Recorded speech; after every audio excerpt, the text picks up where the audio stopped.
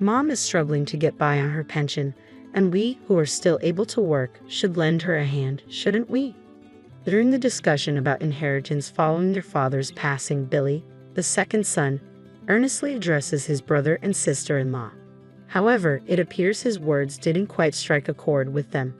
How about we consider that just because she's relying on her pension, doesn't mean we're obligated to hand over our hard-earned money? Suggests Billy. Exactly. Is our mother-in-law expecting us to foot her bills? Adds his wife. Suddenly, the eldest son and his wife shoot me looks as though they've tasted something sour, a gaze not befitting of one's parents. Stop trying to sponge off us, it's becoming a nuisance. The pensioner should fend for herself, except for special occasions like weddings and funerals. Stay out of our affairs, they retort. Hey, that's enough, Billy interjects, but I find myself looking down, clenching my fists. Not only are they seemingly impatient for my husband's demise, but they're also griping about inheritance and have labeled me a freeloader. Perhaps I've raised Billy wrong. I can't endure it any longer. Yet I address the eldest son and his wife calmly. I understand your perspective. Let's sever our ties. My name is Catherine, and I'm turning 65 this year. I live with my retired husband, who is kind and supportive. Together, we've raised 2 children. Dan, our eldest son, and Billy, our second. Recently, we've considered renovating our aging home, hoping to live with Dan and his wife, Rebecca, once the renovations are complete. When I broached the topic with Dan over the phone, his reluctance was palpable. Living together? Spare me. Rebecca won't like it either, he retorted. But if we're investing in renovations for our shared benefit, shouldn't it also accommodate their needs? However, from the other end of the line, I could almost hear Rebecca scoff. Living together? That's utterly impossible. I see. Let's just drop this conversation, I said, feeling the weight of the eldest son and his wife's usual superiority complex and cold demeanor. After I hung up, I relayed Dan and the other's sentiments to my husband, exactly as they were. He wore a somewhat lonely expression but spoke up cheerfully. Can't be helped. Let's focus on making the renovations for our comfort in old age. Following that decision, our home was remodeled to our liking, transformed into a barrier-free space. Several months later, scheduled for a meal with both our sons and their wives, Billy and Anne, our second son, arrived first. Anne, always considerate, handed me a hostess gift and immediately offered to help in the kitchen. Mother-in-law, you're always so good at cooking, she praised. Oh, thank you. I'm grateful for your help, Anne, I replied. As we chatted, the eldest son and his wife arrived, plopping heavily onto the sofa and demanding tea. Observing me preparing it, Rebecca and Dan grumbled impatiently. They have no consideration, Rebecca complained. Exactly, we're guests here. Hurry up, Dan added. Just as I was about to serve them, Billy approached Dan quietly from the side. Dan, can't you at least do that much by yourself? He whispered. Shut up, Dan snapped back. At Dan's harsh words, I sighed inwardly. Billy and Anne were kind, yet even they faced Dan's overbearing attitude. However, we had called both siblings together for an important discussion. As dinner commenced, Dan, eating grumpily, broke the silence. Hey Dad, since you called us here, you must have some business. Spit it out. My husband looked at me, and I nodded slightly.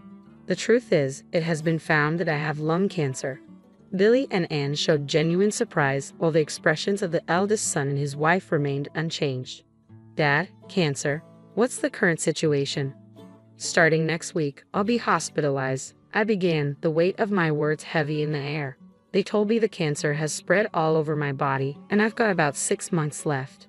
That can't be. Well, dreadful news, Dan muttered, almost as if it were someone else's burden. Rebecca chimed in, you can't beat age, right? My uncle quickly passed away from stomach cancer too. Thoughtless words pricked at me, and I couldn't help but raise my voice. Would you two just stop it? I interjected. It's fine, but... My husband's gentle voice calmed me down as he turned his attention to his children. I want you guys to look after your mother after I'm gone. Of course, Dad, we'll take care of Mom, so don't worry, the second son and his wife assured us firmly. Yes, please think about your own health, father-in-law, they added. However, the eldest son and his wife seemed disengaged, absorbed in their cell phones, not seeming to register their father's words at all. As the meal concluded, everyone began to depart. Since the eldest son and his wife left quickly, I stepped outside to see off the second son and his wife. Mom, I know it's tough, but hang in there. We'll also help, of course. Please let us know anything, Billy expressed sincerely. Thank you, Billy, I replied softly, touched by his kindness. With that heartfelt conversation, I bid farewell to the second son and his wife. My husband opted for palliative care over surgery and chemotherapy, so he was admitted to a hospice the following week. I began visiting the hospice almost daily, with my second son and his wife driving me and assisting in my husband's care. However, no matter how much I reached out, the eldest son and his wife never made an appearance. Then, about 5 months later, my husband's condition took a turn for the worse. I called the eldest son and his wife, informing them that this might be the end. Reluctantly, they appeared, but Dan neither held his father's hand, nor uttered a word to him. Instead, they merely stared at my frail husband as though he were a repulsive sight. We've shown our faces, isn't that enough? We have matters to attend to, so we'll be leaving now, the elder couple announced abruptly, exiting the hospital room not even 10 minutes after their arrival. As soon as they left, I noticed Rebecca grabbing her jacket. Hastily, I rushed after them. Approaching the staircase leading to the hallway, I saw them descending slowly, engrossed in their conversation and oblivious to my presence. It really seems like Dad's time is near. Hey, what's going to happen to the inheritance when father-in-law is gone? Dan smiled at Rebecca's question. Dad was just a regular employee, but Mom and the rest have been living quite comfortably lately, haven't they? Maybe they've been investing in the stock market or something. We could probably expect a decent inheritance. Haha, Rebecca chuckled. Oh, I can't wait. I've been longing for an overseas trip. I also want to design my own handbag. All we can do now is wait for things to wrap up, Dan remarked. Listening to their conversation, tears welled up in my eyes. I couldn't possibly bring myself to tell my husband about this. Unable to confront them, I silently returned to the hospital room. 2 weeks later, he passed away. I remained by his side for a long time, but it was Billy and his wife who offered me comfort, their support a solace in the midst of grief. I managed to hold myself together, and the funeral proceeded smoothly. After the service, with only family remaining, Dan, unable to contain his impatience, broached the topic of Dad's inheritance. What the hell, Dan? We just laid Dad to rest today, Billy immediately reprimanded him, but Dan's glare silenced any further objections. You, the second son, just shut up. With a firm gaze, I intervened. We'll arrange a meeting to discuss the inheritance next week. For today, please just go home. At my words, the elder couple grunted and promptly left. The following week, the cheerful elder couple and the serious younger couple arrived at our home for the inheritance meeting. Facing them, I began, firstly, I should mention that your father's inheritance amounts to about $30,000. What? Dan exclaimed, visibly taken aback by the news. I'd like to split this according to legal inheritance shares, with me taking half and each of you getting a quarter, I explained. Wait, hold on. Are you sure there's only $30,000? Dan persisted, sensing something amiss in my tone. I handed him a thick envelope. All the documents are in here. Please review them, I instructed. After inspecting the documents, Dan and Rebecca's faces twisted in frustration. Damn, Dad was really strapped for cash, huh? So we're only getting $7,500 each. That's too little. If it's this low, give us the house too, Dan demanded, clearly dissatisfied. Billy's response was swift and angry. Our mother still lives in that house. We won't give it up. It's because you wasted money on renovations that we're left with so little. If the inheritance is this small, the house stays with us, he declared firmly. Calmly, I addressed the irritated couple. This house was painstakingly renovated by your father so we could live here in our old age. I won't just hand it over. I'll keep it as long as I live. That's not fair. You can't keep everything to yourself, Dan protested, his fury evident. Billy intervened, restraining his brother. Dad was concerned about Mom until the end. You might not understand it, Dan, he said softly, looking at me with concern. We're going to announce our decision about the inheritance. Mom, you should take our side too. Dad would rest easy knowing that, Billy's wife added, nodding beside him. If they won't share, we'll gladly take their part, Dan insisted. That's impossible. Mom's living on her pension. It's tough. We who are working should be supporting her. Billy scolded his older brother and his wife sincerely, but his words seemed to fall on deaf ears. Just because she's living on her pension doesn't mean we can give our money away, Dan retorted, unyielding. Exactly. Perhaps mother-in-law was planning to siphon off our money from the beginning, Rebecca added, her tone accusatory. The elder couple looked at me with disdain, their expressions sour and disrespectful. Stop acting like parasites. It's a nuisance. Elderly women living on pensions should keep out of everything except for weddings and funerals. Just stay quiet, Dan lashed out. Hey, that's enough. Billy intervened, but I kept my head down, fists clenched. Not only were they wishing for my husband's death, but they also complained about the inheritance and even labeled me as a parasite. I couldn't help but wonder where I had gone wrong in raising him. Regret flooded my heart, and tears threatened to spill from my eyes. But I couldn't afford to lose my composure in this moment. Gathering my feelings, I addressed Dan and Rebecca calmly. I understand what you're saying. Let's sever our ties. At my words, the elder couple looked momentarily surprised before breaking into smirks. Really? That's the best news I've heard, they remarked sarcastically as Dan and Rebecca hurried to leave. Before storming out, they threw one last barb at Billy and his wife, tauntingly calling them to take care of the parasite. As the door closed behind them, Billy and his wife rushed over to me. Mom, are you okay? They're just too awful. We're always by your side. Please don't be upset, they comforted me. Still looking down, I raised my face and met their eyes. Billy and I have something to tell you, I began. A few months later, while relaxing at home, Dan and Rebecca unexpectedly appeared, accompanied by Billy. What's going on? We've severed our ties, haven't we? Dan demanded, his voice raised. Indeed, come on in. I invited them, ignoring their aggressive tone. As they entered, their faces flushed with anger. Billy spoke up with an apologetic tone. Sorry, Mom. When asked about the house, I couldn't help but invite them in. That's fine for now. Everyone please come in, I said, leading them inside. But as soon as the eldest couple stepped into the living room, they began to raise their voices. What do you mean you're giving the house to Billy? You're disregarding us, they protested. I maintained my composure and explained calmly, Billy has promised to maintain the house and preserve your father's memories. That's why I've decided to leave it to him. Dan stared at me, taken aback. What do you mean? He questioned. Billy and Anne have been a great support to me. It's only natural, I replied warmly, thanking them. We're not here to hear that. You said you'd take over the house yourself, didn't you? The eldest couple retorted. Glancing at the eldest daughter-in-law, who seemed ready to explode, I elaborated. I thought I'd hand it over to someone who would respect your father's and my wishes. Besides, I've started receiving some rental income. Their surprise evident, I continued matter-of-factly. Remember last year when my father, your grandfather, passed away? Billy attended the funeral, but you couldn't because you were out of town. Well, your grandfather was a landlord who owned several buildings and apartments. Finally, the inheritance has been settled, and I've started receiving rental income. The eldest couple's faces displayed shock. We never heard anything about that, they exclaimed. About that rental income, how much are we talking about? Dan inquired. It's about $3 million a year, so it's easy for me to give one of the houses to my adorable son and his wife, I revealed.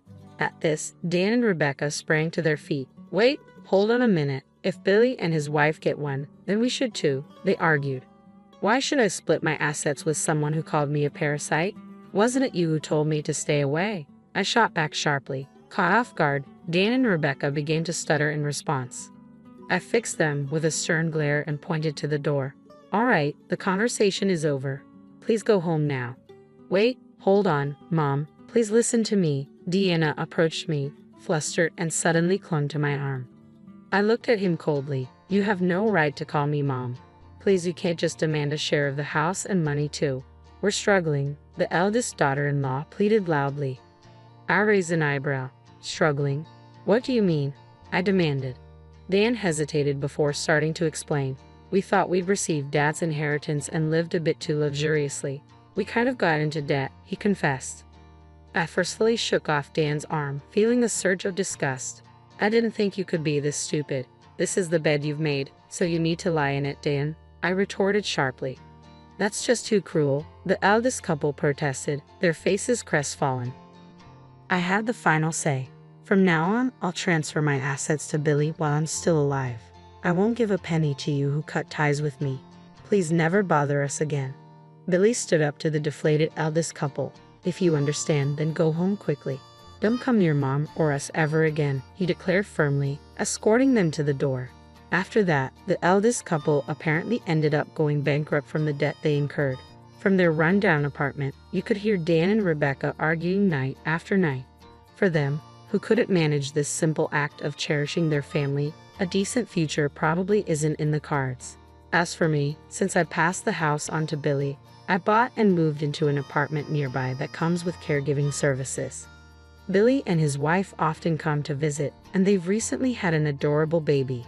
I want to continue building a good relationship with Billy's family and cherish each and every day. My name's Laura. I used to think I had it all figured out. A good job as deputy head of finance at a big company, a husband, and a young son. We weren't rich, but we were comfortable. At least, that's what I thought. My husband, Tom, worked in electronics sales. His income was all over the place. Some months he'd bring home a fat paycheck, others he'd barely scrape by. But we made it work. For 7 years, we'd been saving up to buy a house. It wasn't easy, but I was determined. Every spare penny went into our savings account. I'd clip coupons, buy generic brands, cook at home instead of eating out. Tom would grumble sometimes, but I thought he understood. It all fell apart on a Sunday afternoon. We were house hunting again, scrolling through listings online. Tom pointed at the screen, his eyes lighting up. "Look at this one, Laura. It's perfect." I leaned in to look. It was beautiful, I had to admit. Spacious, modern, with a big backyard. But when I saw the price tag, my heart sank. "Tom, we can't afford that. It's way out of our budget." I expected him to sigh and move on. We'd had this conversation before. But this time, something in him snapped. "Of course we can't afford it," he shouted, slamming his laptop shut. "We can never afford anything. All you do is save, save, save." He was on his feet now, pacing the room. "For the house, for Jimmy's education. But where's the payoff, huh? When do we get to actually enjoy life?" "Tom, calm down." "No, I won't calm down. I'm sick of this, Laura. Sick of pinching pennies, sick of never going anywhere nice, sick of wearing the same old clothes year after year. I deserve better than this. I deserve a better life, and a better wife." His words hit me like a slap in the face. I felt my cheeks burning, tears pricking at my eyes. But I swallowed hard, refusing to let them fall. "Tom, please," I said, trying to keep my voice calm. "Just take a deep breath. We need to be patient. We're almost there with our savings. Let's just calm down and talk about this." I thought my words would soothe him, that we could have a rational discussion. But I was wrong. Tom's face contorted with anger, and without another word, he stormed out of the room, slamming the door so hard the windows rattled. I thought things would get better after Tom's outburst. But I couldn't have been more wrong. The next day, Tom came home with shopping bags full of designer clothes and a brand new smartwatch. I stared at him, confused. "What's all this?" I asked. He shrugged, a defiant glint in his eye. "Just treating myself." "Got a problem with that?" I bit my tongue, not wanting to start another fight. But over the next few weeks, it only got worse. Tom started blowing his entire paycheck on fancy restaurants, expensive gadgets, and nights out with his buddies. One night, as he was heading out the door in a new suit, I couldn't hold back anymore. "Tom, what about our savings? The house?" He turned to me, his face hard. "Life's too short, Laura. I'm done saving for some future that might never come. I want to live now." "But what about Jimmy's education?" I pressed. Tom scoffed. "My parents didn't pay for my education, and I turned out fine. He can get loans or scholarships. Besides, we can keep renting. No need to waste money on a house." I felt like I was talking to a stranger. This wasn't the man I married. As the weeks turned into months, Tom's behavior got more and more outrageous. He started staying out late nearly every night. On weekends, he'd suddenly have business trips, something that had never happened before in all his years at the company.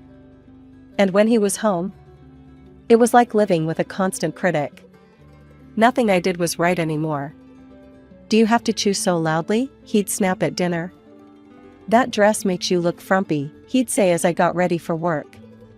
"Can't you keep the house cleaner?" he'd complain, tossing his dirty socks on the floor.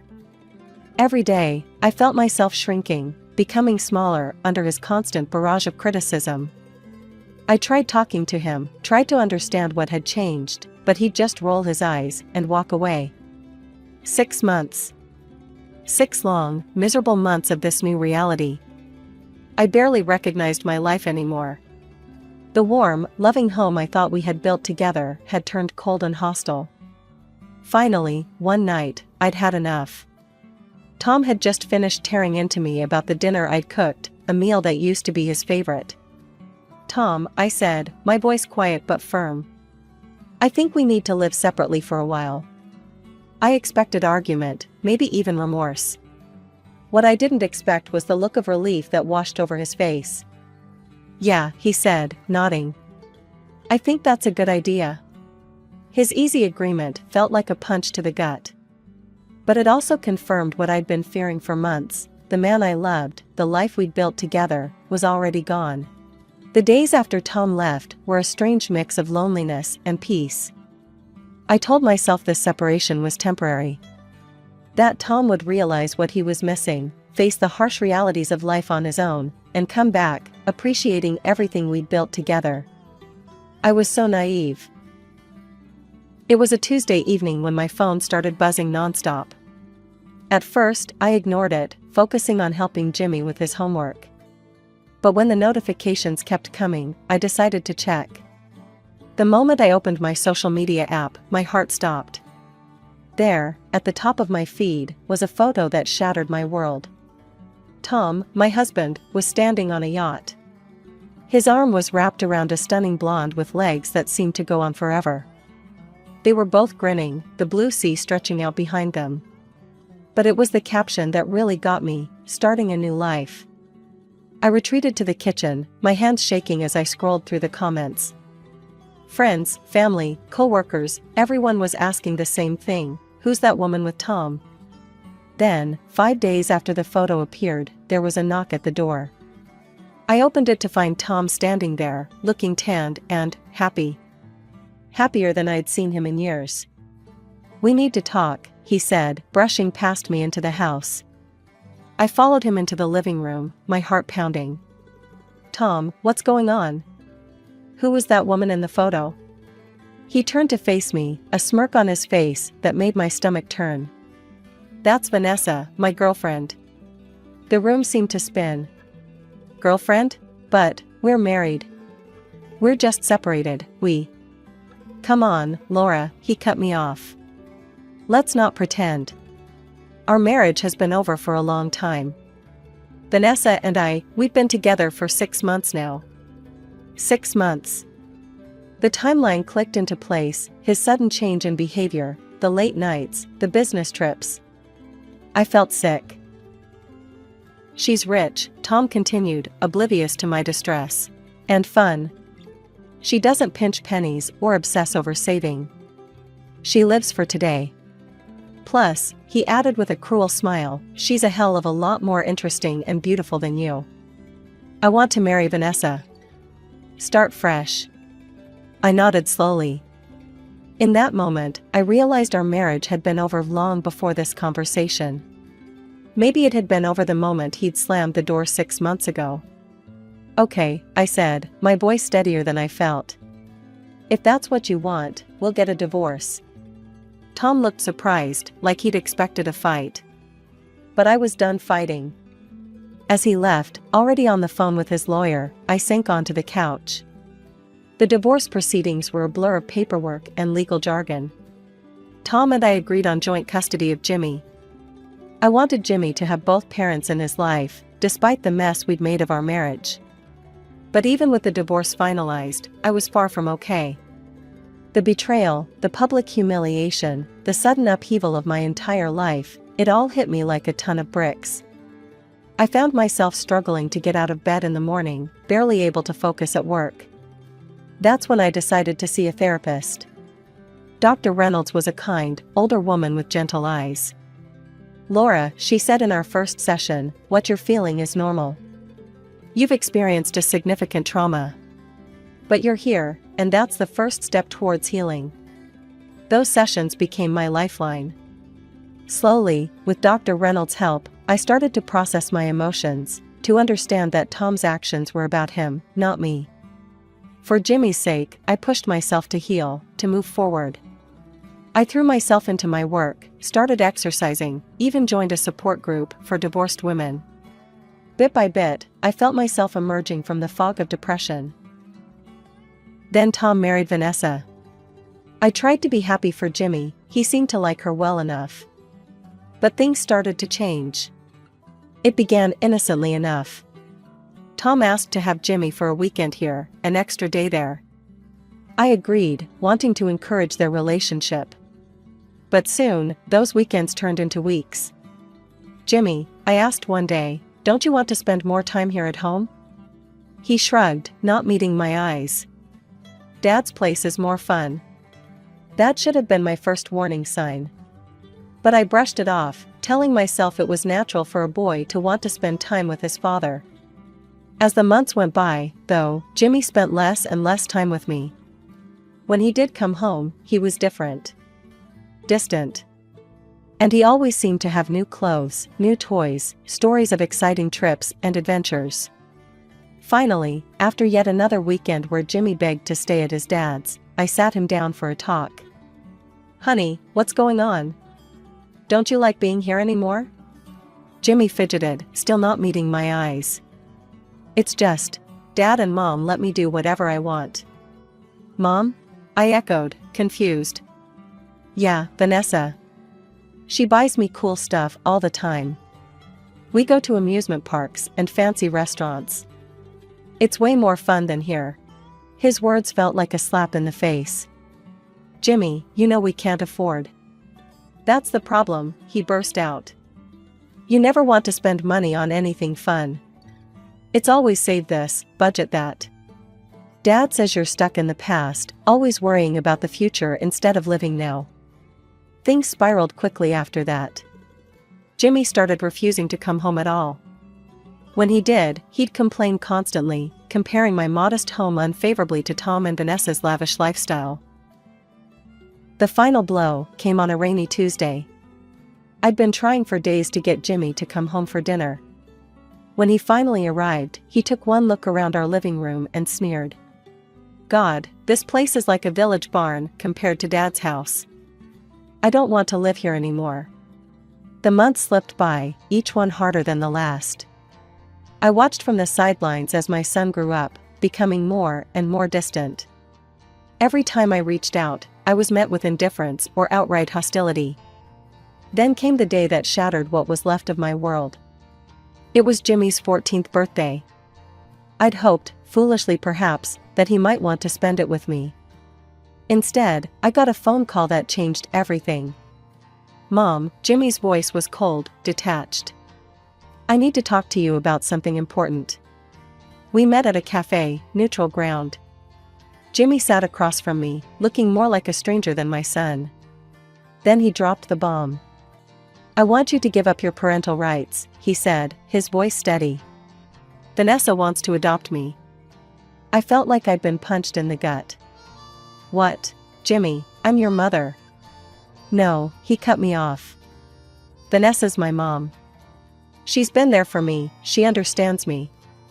She and Dad can give me the life I want. And," he hesitated, then plowed on, "she can't have kids of her own. I want to be her son legally." I sat there, stunned, as Jimmy laid out their plan. Tom and Vanessa had already spoken to a lawyer. All they needed was my signature. Over the next few weeks, Tom and Vanessa pressed hard. Tom was triumphant, gloating. I wanted to fight. Every maternal instinct in me screamed to hold on to my son. But looking at Jimmy's face, seeing the determination there, I knew it would only push him further away. With a heavy heart, I signed the papers. The finality of it crushed me. I spiraled into a deep depression. If it hadn't been for my mother, I'm not sure I would have survived. She moved in with me, forcing me to eat, to get out of bed, to keep living. Slowly, painfully, I started to rebuild my life. I threw myself into work, started volunteering at a local animal shelter. Anything to fill the void left by Jimmy's absence. 3 years after the divorce, I met David. He was kind, successful, and patient. He listened as I poured out my story, offering support without judgment. When David proposed, I surprised myself by saying yes. As we exchanged vows, I felt a mix of joy and sadness. This wasn't the life I'd planned, but maybe it was the life I was meant to have. Just when I thought I had my new life figured out, I discovered I was pregnant.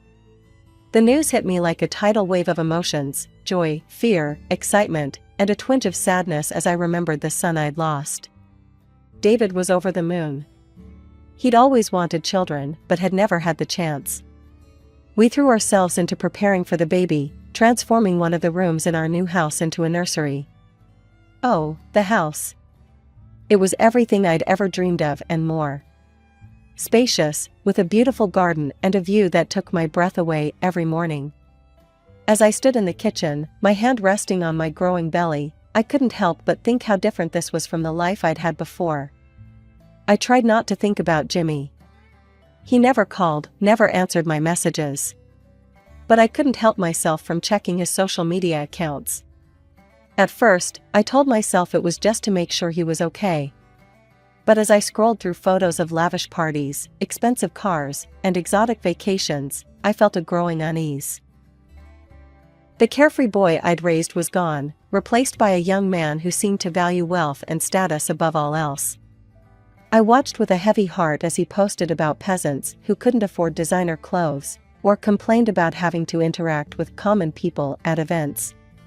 The final straw came when he shared a rant about how people below his level shouldn't be allowed in certain clubs.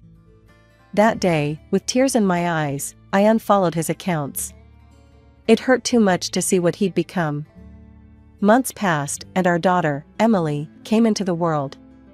As I looked into her tiny face, I silently promised her that I would never let her go, never let anyone take her from me. As Emily grew, we started taking family trips. Nothing extravagant, just weekend getaways to the beach or visits to nearby cities. I loved watching Emily's eyes light up at new experiences, hearing her delighted giggles as David swung her around in the waves. Life settled into a happy routine. I'd almost forgotten what it felt like to be constantly on edge, always worried about money or the next argument.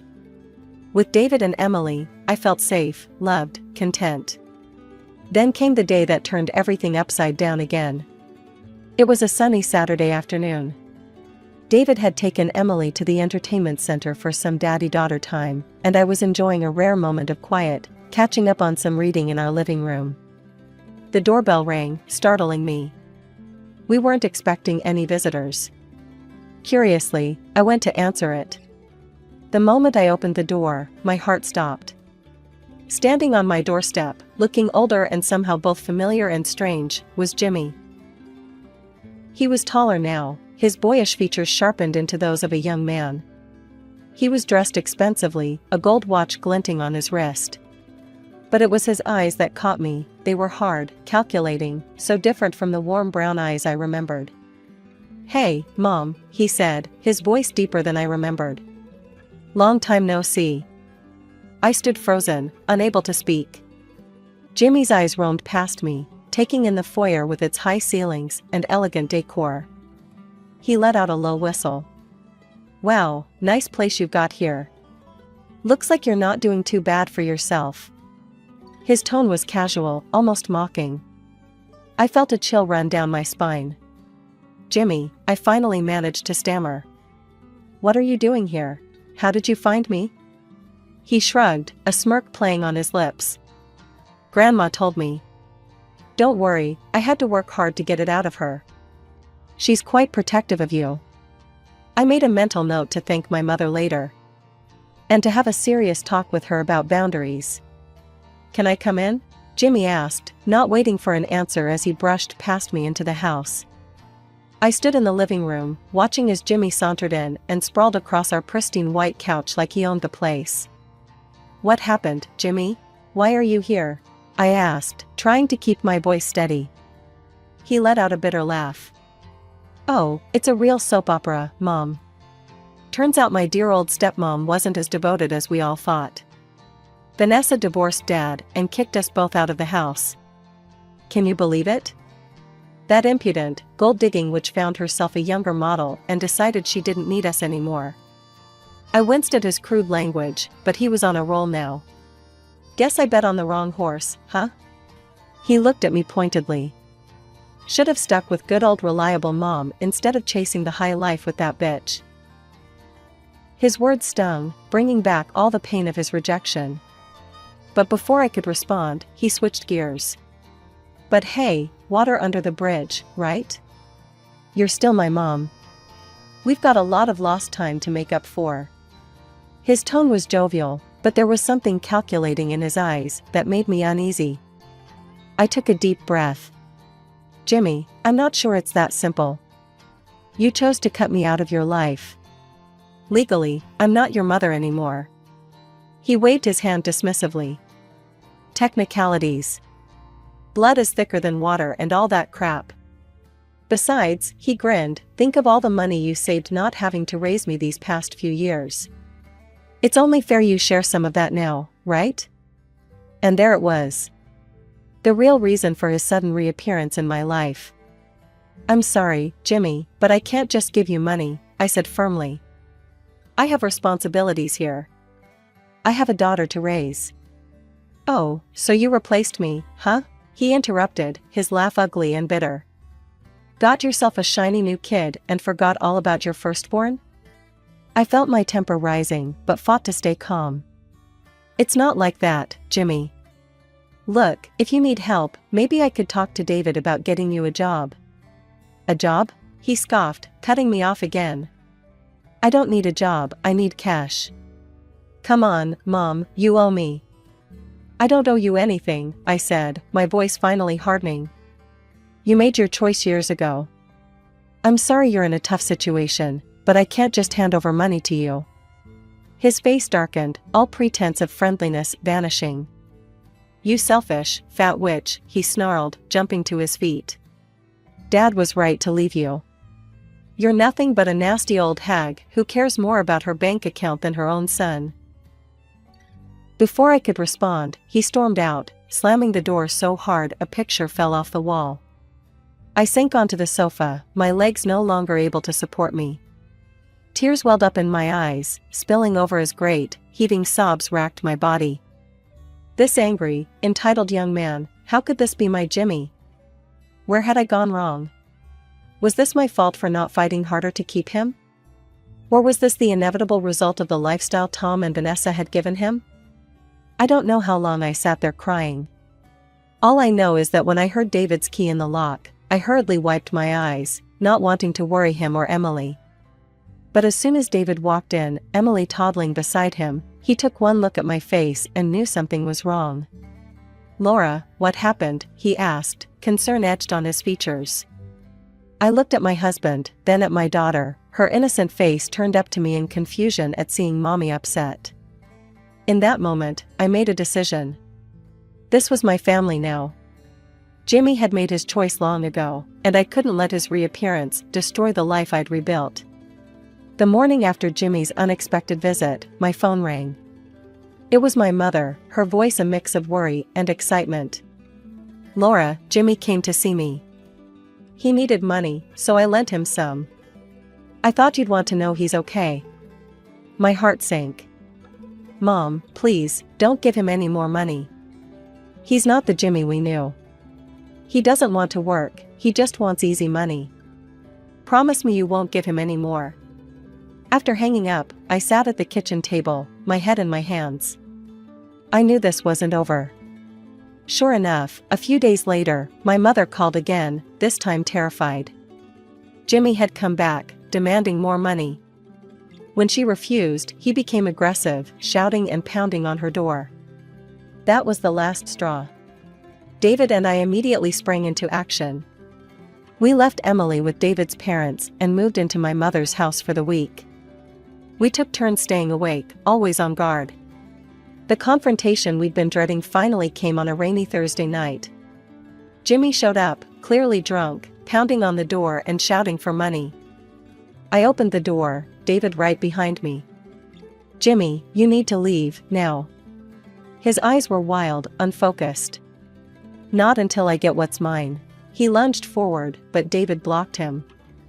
"I'm warning you," Jimmy slurred, "I'll make you all sorry if you don't give me what I want."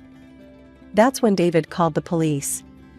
As we waited for them to arrive, Jimmy continued to rant and threaten us.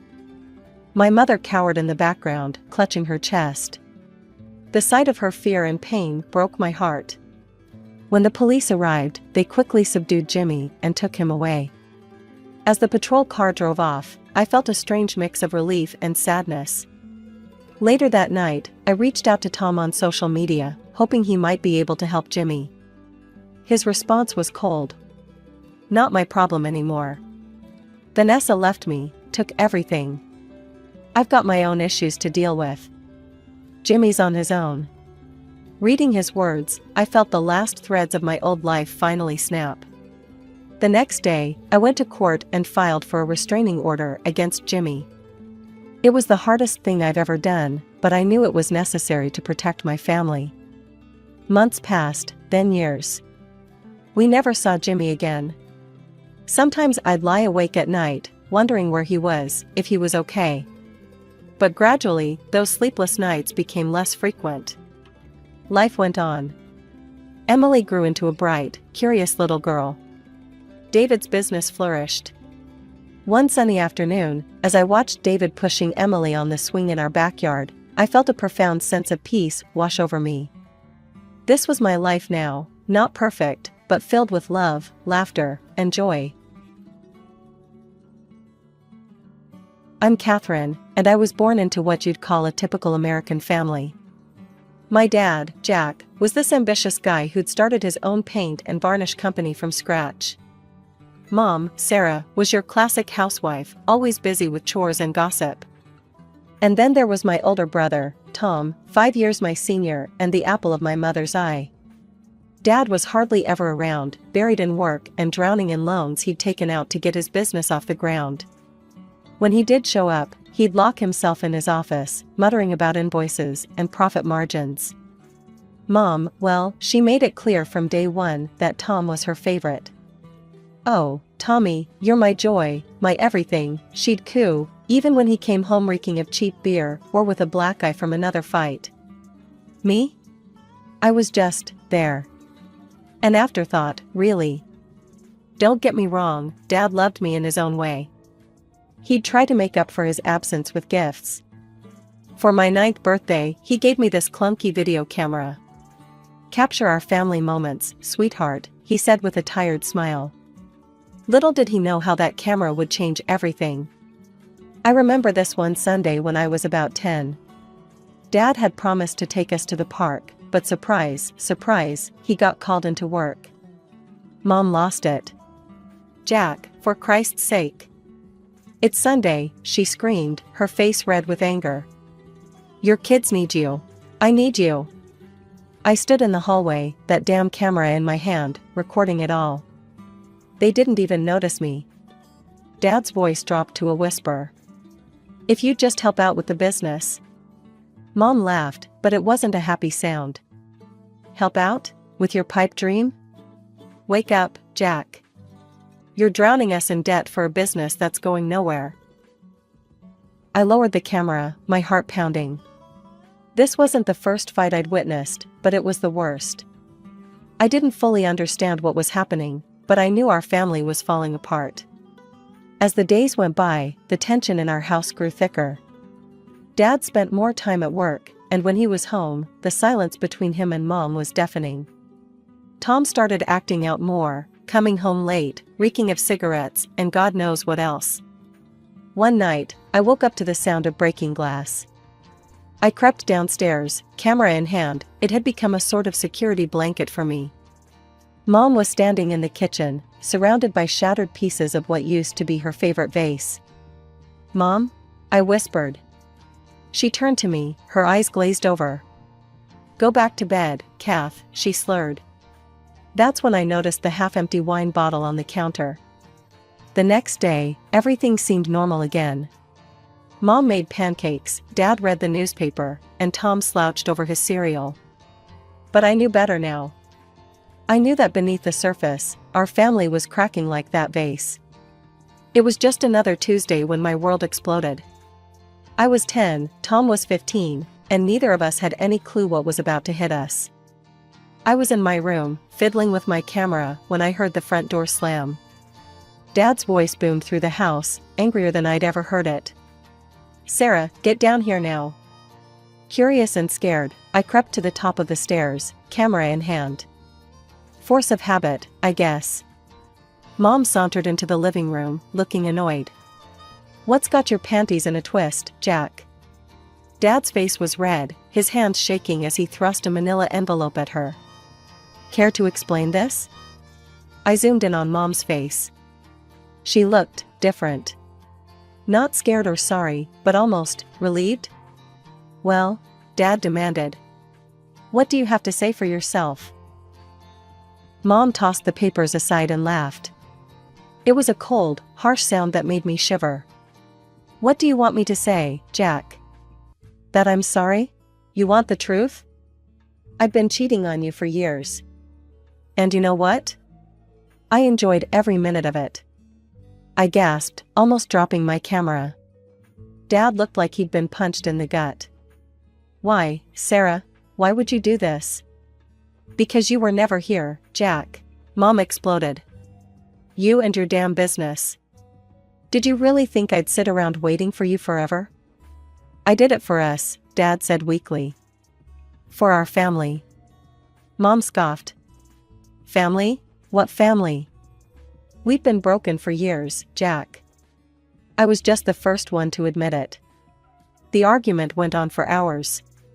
I recorded every painful minute of it, even though my arms ached and my eyes burned with unshed tears. They never noticed me standing there, too caught up in their own drama.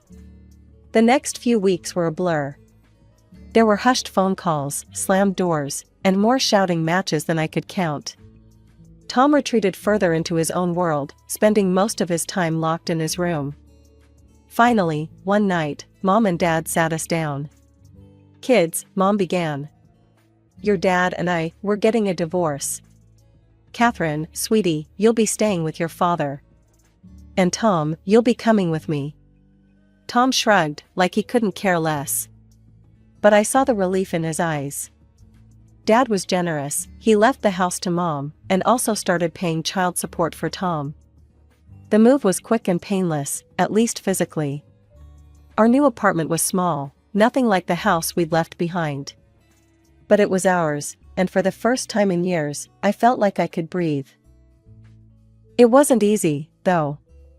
Dad worked longer hours than ever, trying to keep the business afloat and pay for everything. Some nights, I'd find him at the kitchen table, head in his hands, surrounded by bills.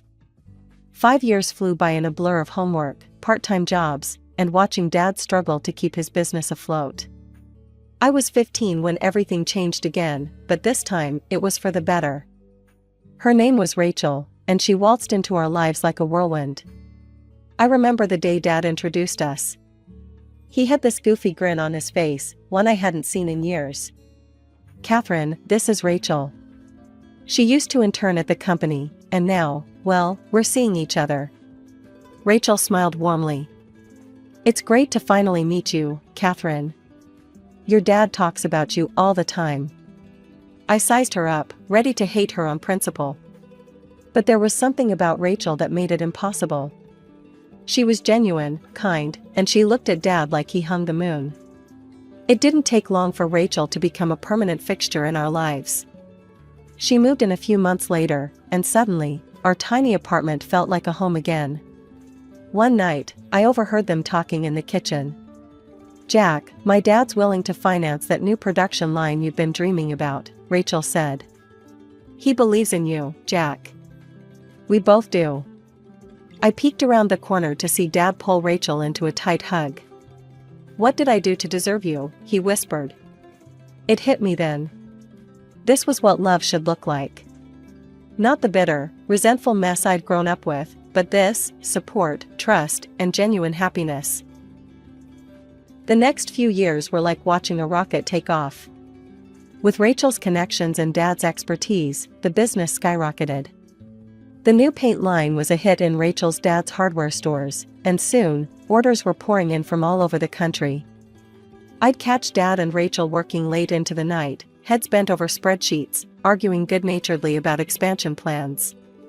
But unlike the arguments I remembered from my childhood, these always ended with laughter and a kiss. Why don't you two just get married already? I asked one day over dinner. They shared a look and burst out laughing. Oh, sweetie, Rachel said, wiping tears from her eyes. Our love doesn't need a government stamp of approval. I rolled my eyes, but I got it. They were happy, and that's all that mattered. As for me, well, I was doing pretty well too. I threw myself into my studies, determined to make Dad proud. When I graduated college, there was no question about what I wanted to do next. And just like that, we became an unstoppable trio. Dad with his industry knowledge, Rachel with her business savvy, and me with fresh ideas from college. We were unstoppable. 10 years after Rachel came into our lives, Dad was rich. Like, private jet and vacation homes rich. It was surreal. Mom and Tom, well, that's a whole other can of worms. I hadn't spoken to either of them in years. Not since that disastrous Thanksgiving when Mom got drunk and called Rachel a home-wrecking whore. Tom supported her and called me a traitor. I'd left in tears that night, vowing never to subject myself to that again. Sometimes, I'd see Mom's name pop up in my phone, or get a random text from Tom asking for money. I always ignored them. It hurt, but I'd made my choice. I chose happiness, success, and love. Life has a cruel way of pulling the rug out from under you, just when everything seems perfect. For us, that moment came on a sunny Saturday in June. Dad had been talking about bungee jumping for weeks. Life's too short to play it safe, he'd say, eyes twinkling with excitement. Rachel and I tried to talk him out of it, but you know how Dad was when he set his mind to something. The call came just after noon. I remember every excruciating detail. The trembling voice of the bungee instructor. The words heart attack and didn't make it echoing in my ears. The sound of Rachel's coffee mug shattering on the kitchen floor. It didn't feel real. Dad, gone? The man who'd built an empire from nothing, who'd weathered every storm life threw at him, taken down by a stupid bungee jump. The funeral was, well, it was a show, to put it bluntly. It seemed like half the city had turned up to pay their respects. Business partners in somber suits, employees with red-rimmed eyes, friends and relatives we hadn't seen in years. Dad would have hated all the fuss, but it warmed my heart to see how many lives he'd touched. And then Mom and Tom showed up. I almost didn't recognize them at first. Mom looked old, her face puffy and lined, eyes bloodshot. Tom slouched beside her, all muscle and attitude, looking like he'd rather be anywhere else. They sat a few rows behind us, but their voices carried. Well, Jack finally got what was coming to him, Mom's voice slurred. I bit my lip so hard I tasted blood. How dare they? How fucking dare they come here and disrespect Dad like this? But it got worse. You know, Mom's voice dropped to a conspiratorial whisper that somehow seemed louder than before. I heard his little girlfriend arranged the whole thing. Paid for the bungee jump herself. Probably knew his heart couldn't take it. Wanted to get her hands on his money, I bet. I couldn't take it anymore. I whirled around, my vision blurred with tears and rage. Shut up, I hissed. Just shut the hell up. How dare you come here and spread your poisonous lies? Dad loved Rachel, and she loved him. This was a terrible accident, nothing more. So if you can't show some basic human decency and respect, then just leave. Nobody wants you here anyway." The church fell silent. All eyes were on us. Mom stood up, swaying slightly. "Come on, Tom. We're leaving. Let them have their little pity party. We'll see them at the will reading." The rest of the funeral passed in a haze of grief and anger. But as we stood by Dad's grave, watching the casket being lowered, I couldn't shake the feeling that this was just the beginning of our troubles. 2 weeks after we laid Dad to rest, we all gathered in Mr. Goldstein's office for the reading of the will. The tension in the room was thick enough to cut with a knife. Rachel sat beside me, her face a mask of calm. Mom slouched in her chair, looking like she'd rather be anywhere else. Tom stood by the window, arms crossed, scowling at nothing in particular. Mr. Goldstein cleared his throat and began reading. "I, Jack Thompson, being of sound mind and body, do hereby." I tuned out the legal jargon, my heart pounding. And then, "To my daughter, Catherine, I leave all my worldly possessions, including all properties, bank accounts, and full ownership of Thompson Paint and Varnish Company." The room went deadly silent. I felt like I couldn't breathe. Mr. Goldstein continued, "To my ex-wife, Sarah, and my son, Thomas, I leave the sum of $20,000 each."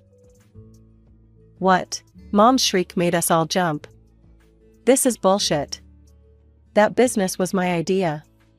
I sacrificed everything for Jack and that goddamn company. I raised his children while he was off playing businessman. That company is rightfully mine." I glanced at Rachel. She sat there, calm as ever, but I could see the slight tremor in her hands.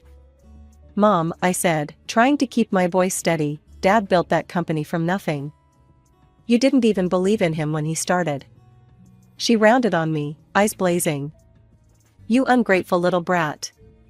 I should have known you'd side with him. You always were Daddy's little girl, weren't you?"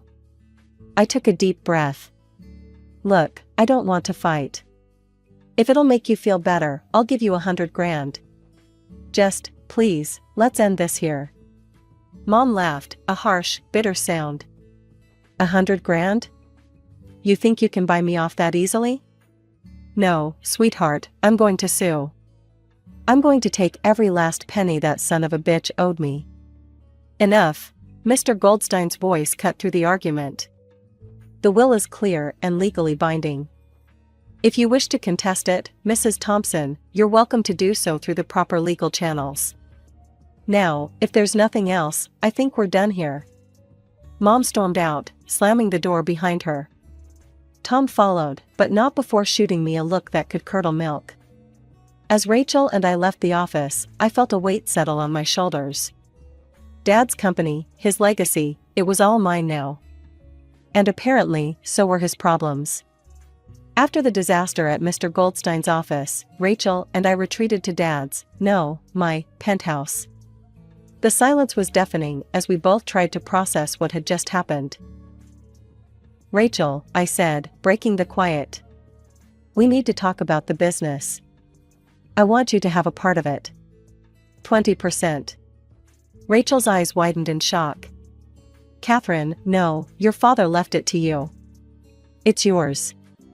I shook my head. "It's ours. You've invested so much in it, not just money, but time and energy.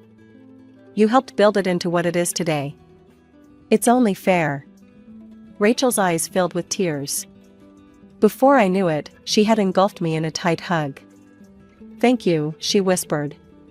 "Jack would be so proud of you." We signed the papers that afternoon. It felt right, like I was honoring Dad's memory and securing our future all at once. But of course, Mom couldn't let us have even this small victory. The lawsuit came 2 weeks later. Mom was demanding the entire business and most of Dad's property.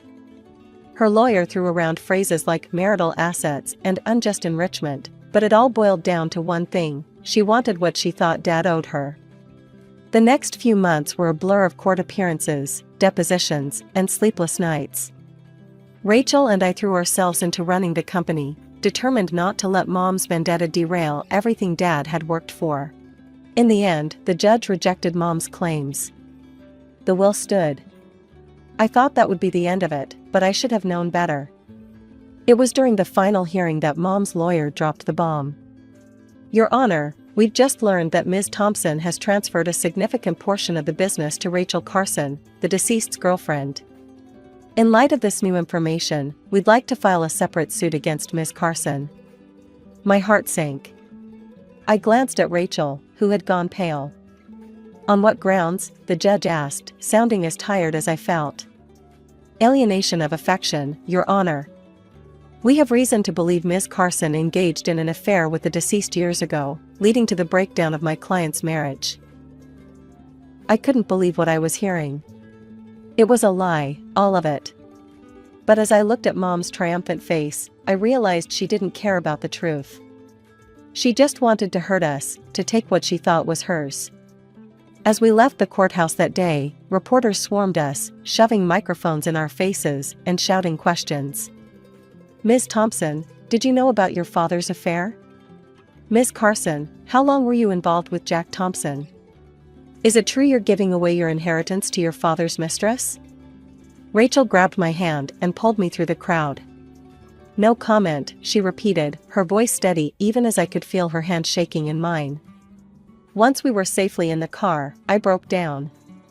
I'm so sorry, Rachel. This is all my fault.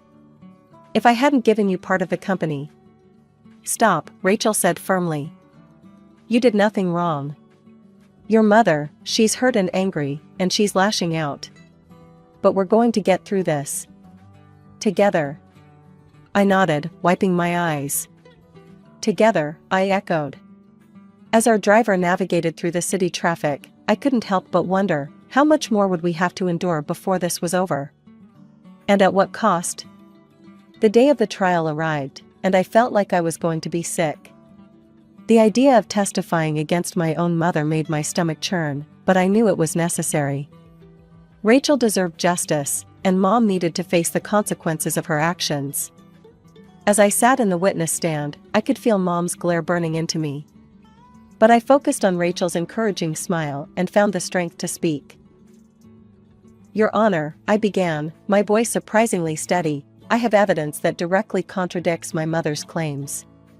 The courtroom fell silent as I explained about the old videos I'd found. With shaking hands, I presented the tapes to the court. The first video played, showing a much younger version of my parents in our old living room. Mom's voice, slurred but clear, filled the courtroom. You want the truth, Jack? Fine. I've been cheating on you for years. And you know what? I don't regret it one bit. I couldn't look at Mom, but I heard her sharp intake of breath. The video continued, laying bare all of her infidelities and lies. Next, I presented the detective's report Dad had kept. It detailed Mom's affairs with dates, times, and photographic evidence. As you can see, Your Honor, I concluded, my mother's claims of my father having an affair with Rachel are completely false. In fact, it was my mother who was unfaithful throughout their marriage. The judge's face was grim as he reviewed the evidence. Mom's lawyer looked like he wanted to sink into the floor. When the verdict came, it was decisive. The judge not only dismissed Mom's case against Rachel, but also ordered her to pay all legal fees. Mom didn't take it well, she insulted Rachel and me, saying things you wouldn't expect to hear from your own mother.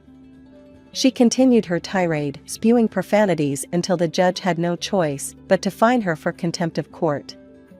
As the bailiffs escorted her out, she turned to me, her eyes blazing with hatred. This isn't over, Catherine.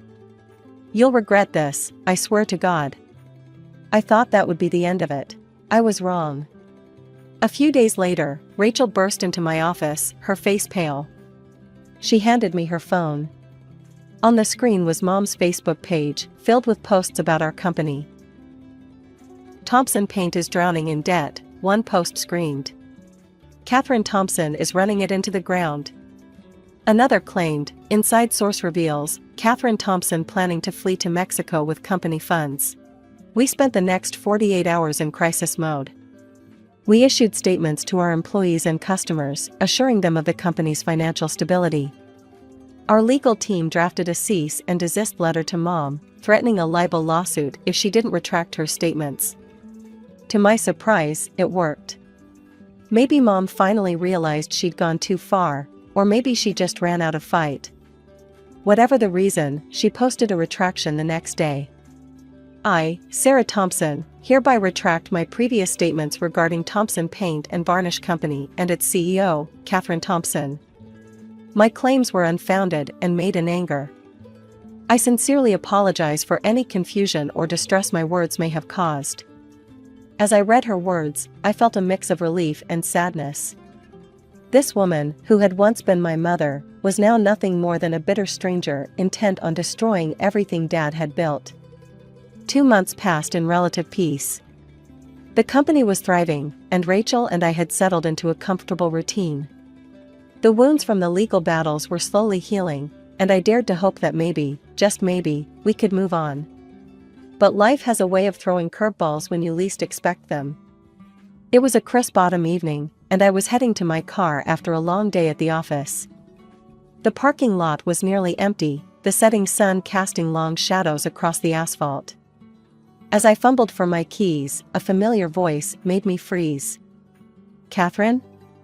I turned slowly, hardly believing my eyes. There, looking small and worn, stood my mother. "Mom?" I said, my voice barely above a whisper. "What are you doing here?" She shuffled her feet, not quite meeting my eyes. "I've been thinking about your offer.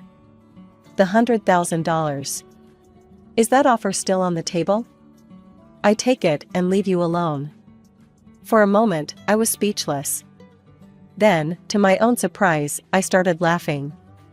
It wasn't a happy laugh, but a tired, incredulous one. "Are you serious?" I finally managed to say. "After everything you put us through? The lawsuits, the slander, the lies?" Mom's face hardened. "Now listen here, young lady." "No, you listen," I cut her off, feeling years of pent-up frustration pouring out. "That offer expired the moment you decided to drag us through court. It's gone, Mom. Just like any respect or affection I had left for you." She paled, then flushed with anger. "You ungrateful little—" "I'm not finished," I said, my voice cold. "If you ever try to threaten me or slander our company again, I will sue you for every penny you have left. And trust me, I'll win." Without waiting for a response, I got into my car and drove away, watching her shrinking figure in my rearview mirror. It felt like the end of a chapter, but also the beginning of something new. The next few weeks were a whirlwind of activity.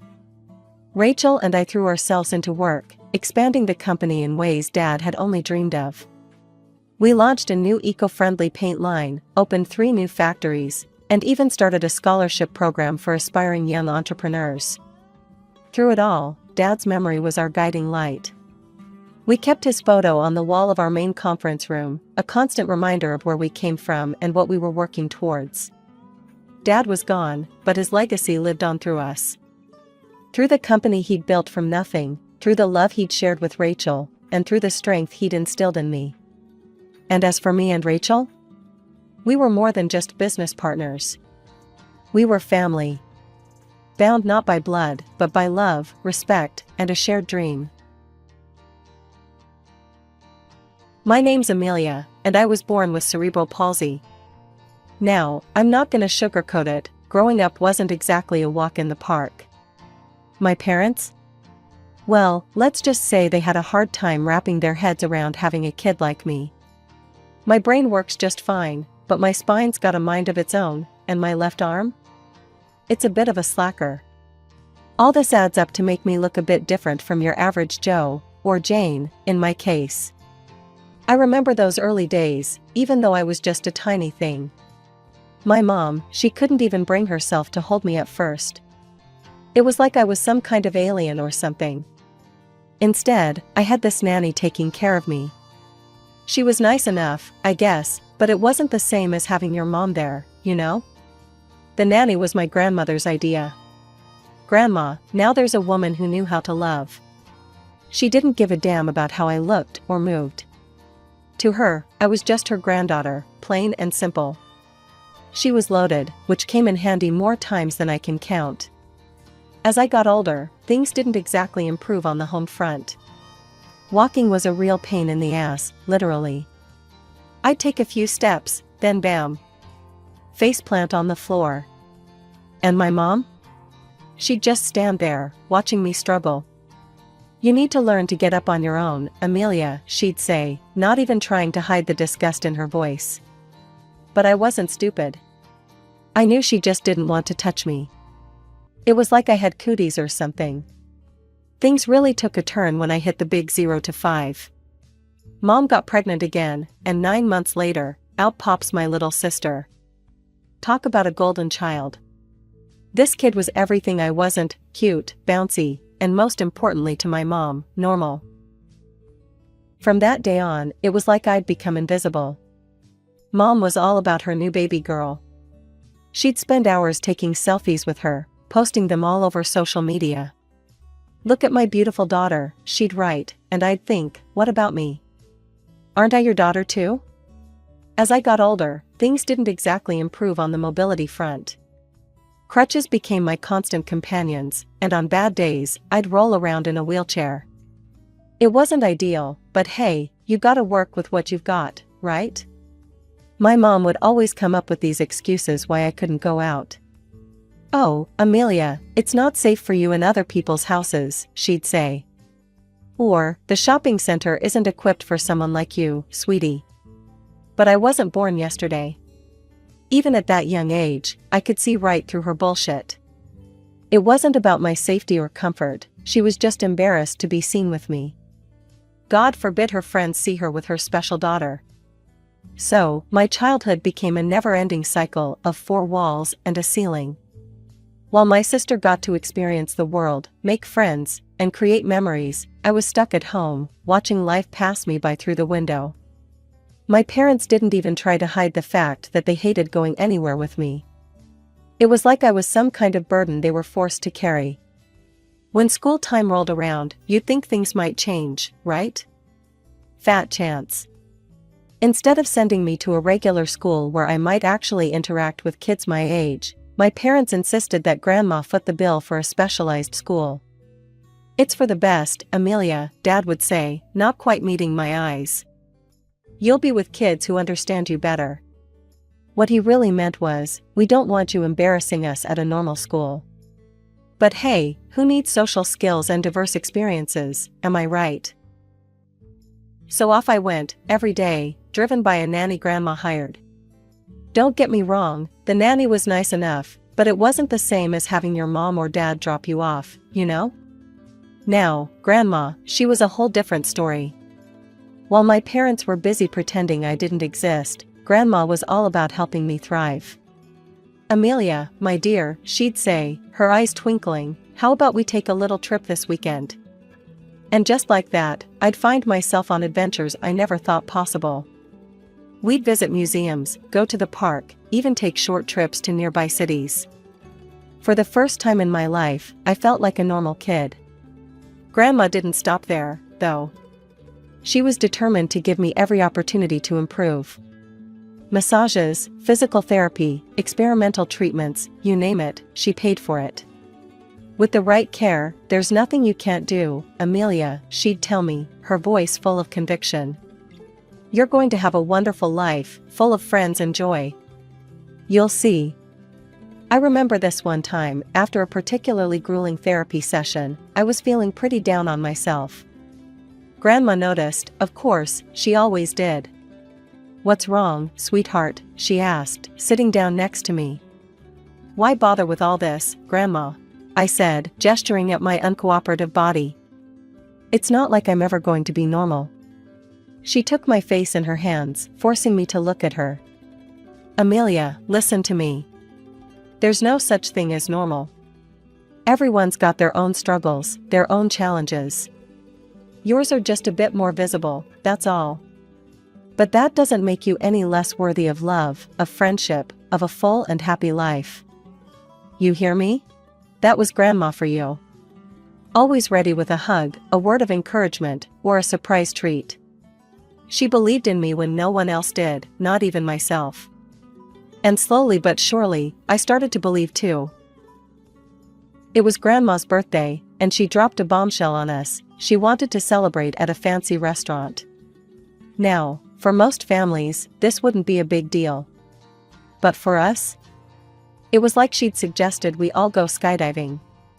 The next day, Mom came into my room with a forced smile. "Amelia, honey, Grandma's having a birthday dinner at a restaurant. But you're not feeling well, right?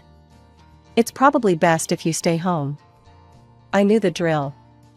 I was supposed to nod and agree, be the good, understanding daughter. But something in me snapped. "Actually, Mom, I feel fine. I'd love to go to Grandma's dinner." The color drained from her face. "Oh, but the restaurant might not be accessible. And you know how tired you get. It's really better if you stay home." Before I could argue, the doorbell rang. Mom's eyes widened in panic. "That's Grandma. Quick, get in bed and pretend you're sick." But it was too late. Grandma bustled in, took one look at me sitting up in my wheelchair, and smiled knowingly. "There's my girl. All ready for dinner, I see." Mom started sputtering some excuse about me being ill, but Grandma wasn't having it. She walked right up to me, put her hand on my head, and declared, "Doesn't feel like a fever to me. Come on, Amelia, let's get you to that restaurant."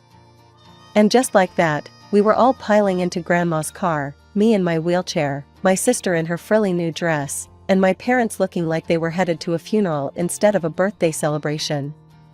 The restaurant was buzzing when we arrived. I saw relatives I hadn't seen in years, and to my surprise, they seemed genuinely happy to see me. As we settled in for dinner, I couldn't help but notice how Mom positioned herself as far from me as possible. She was chatting and laughing with everyone else, but it was like I didn't exist. I tried my best to eat neatly, I really did. But sometimes my hand just doesn't cooperate, you know? I saw Mom wince every time I dropped food or made a mess. Grandma, bless her heart, didn't miss a beat. She helped me when I needed it, chatted with me like I was the most interesting person at the table, and made sure I was comfortable. At one point, she called out Mom. "Susan, why aren't you helping Amelia with her meal?" Mom's face flushed red. She quickly scooped up my sister and plastered on a fake smile. "Oh, I can't manage both girls at once, Mom. You know how it is." I saw the flash of anger in Grandma's eyes, but before she could say anything, Dad stood up abruptly. "Well, this has been lovely, but I think it's time we headed home. Amelia looks tired." I wasn't tired. I was having the time of my life. But I knew better than to argue. As Dad wheeled me out, I caught sight of Grandma's face. She looked sad and disappointed, but she gave me a little wink. It was her way of saying, "Don't worry, I've got your back." As we drove home in silence, I couldn't help but think about the evening. Yeah, it had been awkward and uncomfortable at times. But for a few brief moments, I'd felt like part of a real family. And you know what? That feeling was worth all the awkwardness in the world.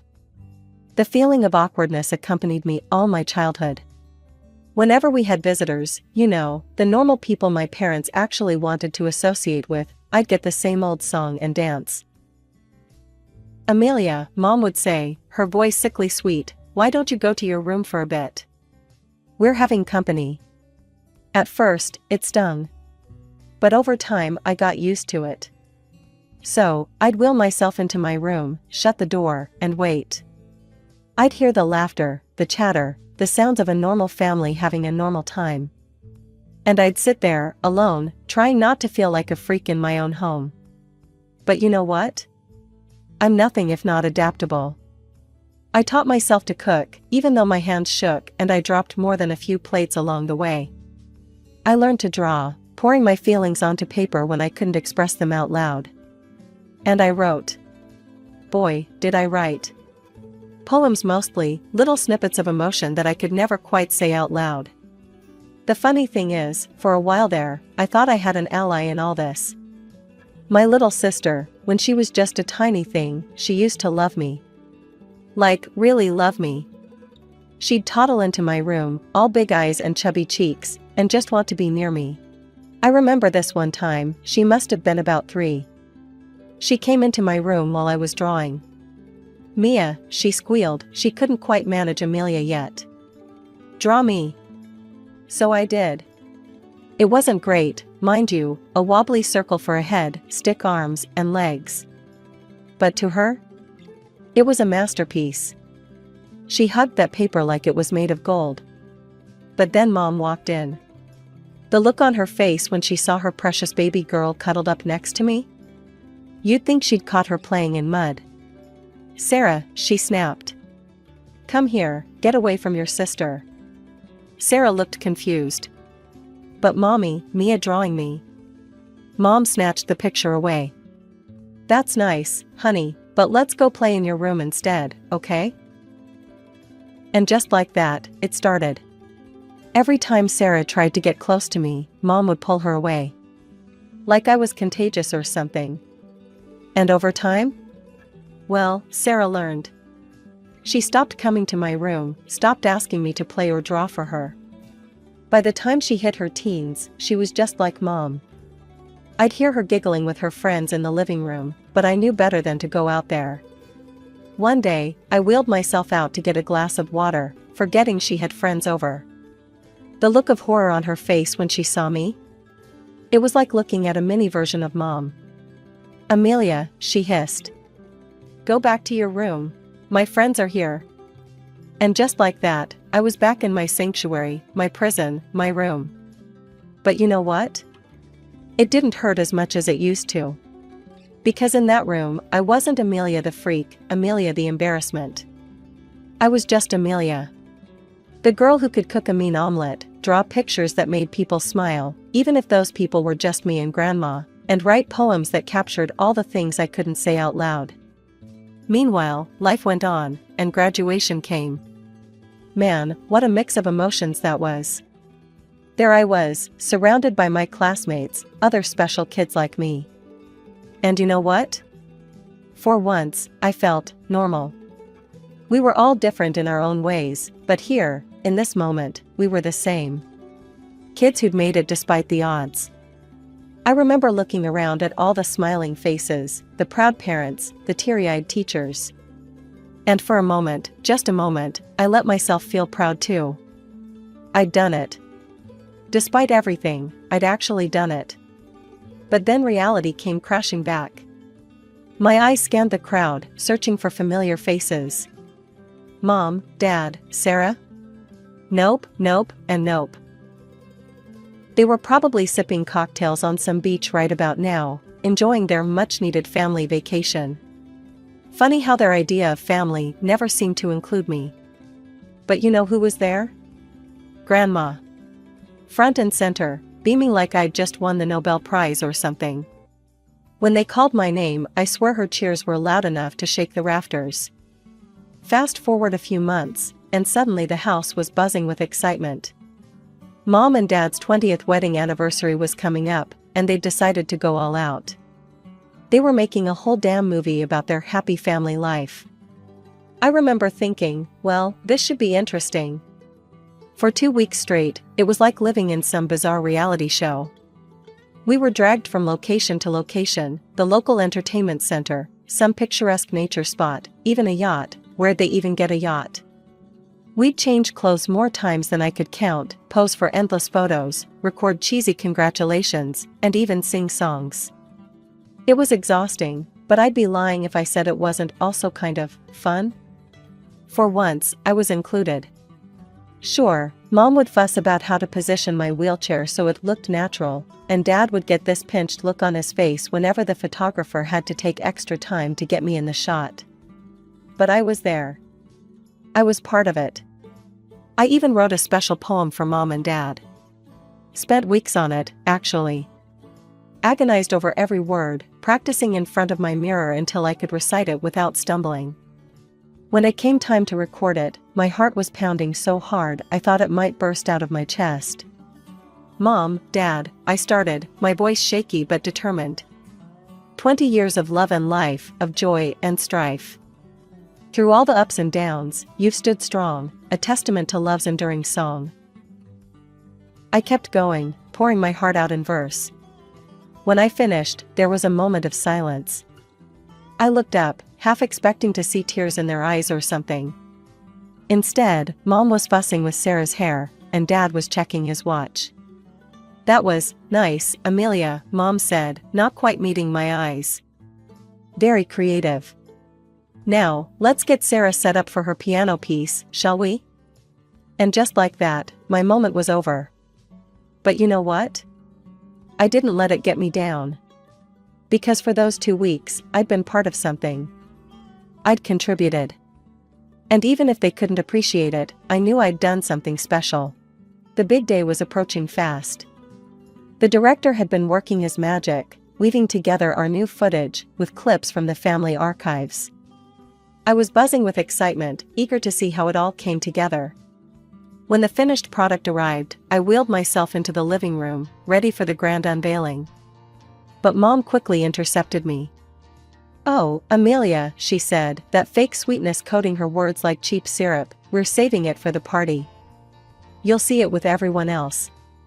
It'll be more special that way." Finally, the day of the anniversary party arrived. Grandma's place was decked out like something out of a movie itself. Her sprawling lawn had been transformed into an outdoor cinema, with plush pillows scattered across the grass for seating. As the sun began to set, casting a warm glow over everything, guests started to arrive.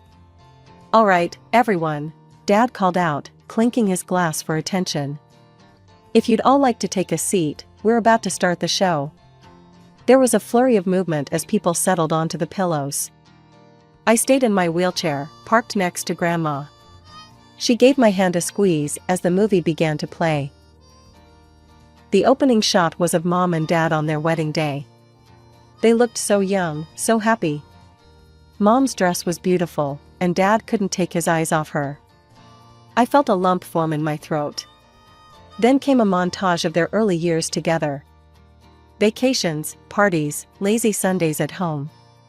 They looked so in love, so carefree. I searched each frame, waiting for my entrance. But as the timeline of their lives unfolded on the screen, a sinking feeling began to grow in my stomach. There were shots of them with friends, with colleagues, with other family members. But I was nowhere to be seen. Then came footage of Mom's pregnancy, and my heart leapt. This is it, I thought. This is where I come in. But no. The next shot was of Sarah as a newborn, Mom cradling her with a look of pure adoration. Dad hovering proudly nearby. The movie continued, showing Sarah growing up. Her first steps, first day of school, dance recitals, family vacations. It was like watching a parallel universe where I didn't exist. Then came the footage from our recent shoots. I held my breath, waiting to see myself on screen. There was our family, singing and dancing, looking like the picture-perfect unit. But I wasn't there. It was as if I'd been erased, cut out of every frame. As the reality of what I was seeing sank in, I felt like I'd been punched in the gut. This wasn't some mistake or oversight. This was deliberate. They'd erased me. My own family had wiped me from their history. Grandma took one look at my face, and something in her snapped. She marched over to the projector and shut it off. The lawn was plunged into an awkward silence. "Susan, David," Grandma's voice, cut through the night air like a knife. "What the hell is this?" The guests started murmuring uncomfortably. Dad stepped forward, trying to calm things down. "Now, Mom, let's not make a scene." But Grandma was just getting started. "Make a scene? You want to talk about making a scene? How about erasing your child from your family history? That's one hell of a scene if you ask me." Mom's face had gone pale. "It's not like that," she stammered. "The photographer said Amelia wasn't photogenic. We were just trying to put our best foot forward." Grandma let out a harsh laugh. "Oh, that's rich, Susan. Shall we talk about how you wanted to abandon her the day she was born? How I had to promise financial support just to get you to keep your own child?" Gasps rippled through the crowd. I felt like I was going to be sick. I've supported this family for years, Grandma continued. Paid for your vacations, your luxuries. All I asked was that you love your daughter. And you couldn't even do that. Suddenly, Sarah jumped up. Shut up, she screamed. Just shut up. Amelia's a cripple. She's embarrassing. I didn't want her in the video either. The silence that followed was deafening. I couldn't believe what I was hearing. My own sister. Grandma turned to my parents, her voice cold. Well done. You've raised one daughter to be just as intolerant as you are. Then she dropped the bombshell. You know what? I'm done. Amelia is now my sole heir. Every penny I have will go to her. Mom exploded. Are you insane? What does she need money for? She needs a full-time nurse, not a fortune. Get out, Grandma said quietly. When they didn't move, she repeated it louder. Get out of my house. Get out of my life. I'm done supporting your comfortable little existence. For a moment, nobody moved. Then Mom laughed nervously. Come on, Mom. You can't be serious. I've never been more serious in my life, Grandma cut her off. Leave. Now. And don't come back. It was like watching a train wreck in slow motion. My parents and Sarah, looking shell-shocked, gathered their things and left. Grandma slammed the door behind them with a finality that echoed across the lawn. As the dust settled, I became aware of movement around me. The guests, who had witnessed this whole ugly scene, were approaching me one by one. Aunt Karen hugged me tightly. Uncle Jim patted my shoulder awkwardly but sincerely. Even some of my parents' friends, people who had never so much as looked at me before, came up to express their support. So, there I was, suddenly living in Grandma's big house. Talk about a plot twist, right? It was like stepping into a whole new world, one where I wasn't a dirty little secret to be hidden away, but a person worthy of love and respect. About a week after the great family meltdown, that's what I started calling it in my head, Grandma sat me down for a chat. All right, Amelia, she said, that familiar twinkle in her eye. Let's talk about your future. What do you want to do with your life? I blinked at her, caught off guard. No one had ever really asked me that before. It was always assumed I'd just exist, I guess. Be taken care of. But never have dreams of my own. I don't know, I stammered. I never thought. Well, start thinking, Grandma said, not unkindly. The world's your oyster now, kiddo. What do you love doing? And just like that, it hit me. I love writing, I said, my voice growing stronger. And drawing. I want to create things, Grandma. Beautiful things.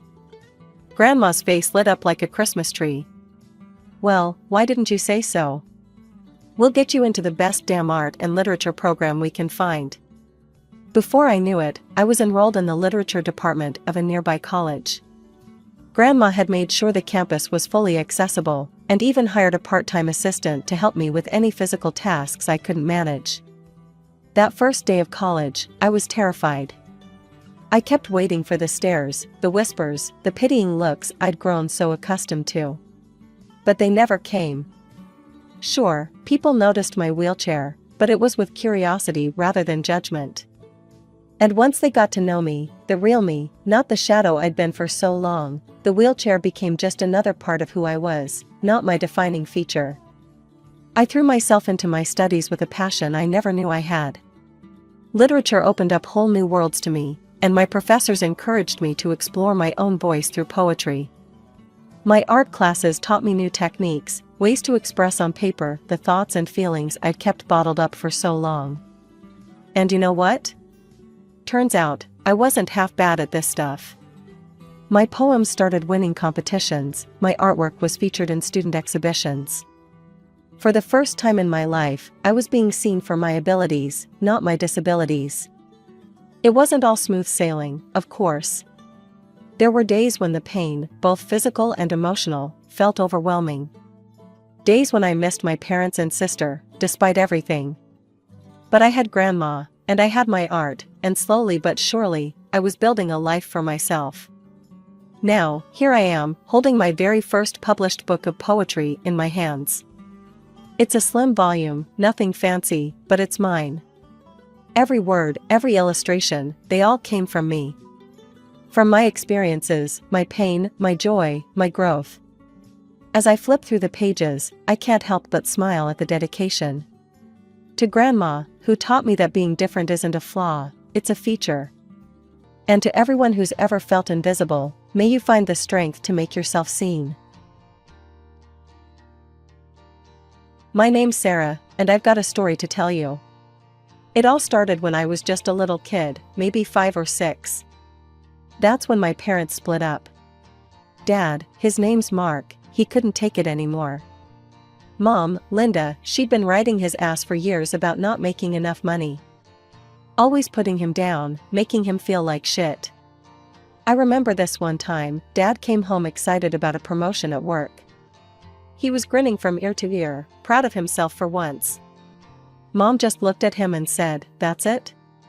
I thought you'd finally gotten a real job." The light just went out of his eyes. It was like watching someone deflate. So yeah, Dad left. Can't say I blame him now, looking back. But at the time, it felt like my whole world was falling apart. Mom, though? She saw an opportunity. Mom figured out pretty quick that being a poor, abandoned single mother could get her a lot of perks. At work, she'd lay it on thick with her boss. "I'm so sorry I'm late again, Mr. Johnson," she'd sniffle. Sarah was sick, and with no one to help. Mr. Johnson would pat her hand and tell her not to worry. Meanwhile, I was perfectly fine, spending the morning watching cartoons while Mom did her hair and makeup. Family gatherings were the worst. Mom would hold court, dramatically recounting how Dad had left us with nothing. I'd squirm in my seat, uncomfortable with the lie, but not daring to speak up. Even at that age, I knew better than to contradict Mom in public. What no one knew was that Dad was sending money every month. Child support, he called it. Mom would scoff when the checks came in.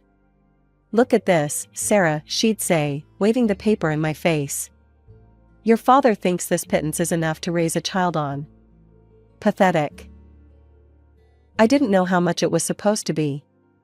All I knew was that it made Mom angry, and when Mom was angry, life got harder for me. As the years went by, I started noticing things. Like how Mom would look at me sometimes, her eyes narrowing like she was seeing something she didn't like. Later, I realized it was because I looked too much like Dad. It brought back memories for her, and not the good kind. But she kept me around. I was useful, you see. The picture of the struggling single mom and her brave little girl was too good to pass up. It got her sympathy, special treatment, even some government assistance. Then, when I was about 10, everything changed again. Mom met Richard. Rich, successful Richard.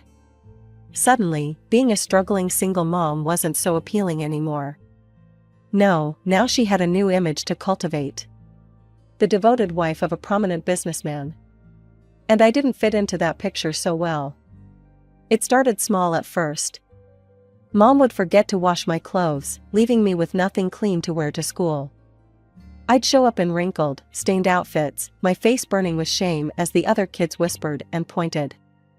Then came the food situation. Mom would cook these elaborate meals for her and Richard, filling the house with mouth-watering smells. But when I'd come to the table, she'd frown. "Oh, Sarah, I'm sorry. I didn't make enough for 3. Why don't you make yourself a sandwich?" I'd retreat to the kitchen, my stomach growling as I slapped together a peanut butter and jelly sandwich.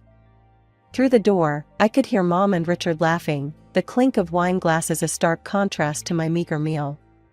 The worst was when she started messing with my schoolwork. I'd spend hours on an assignment, only to have it disappear the next morning.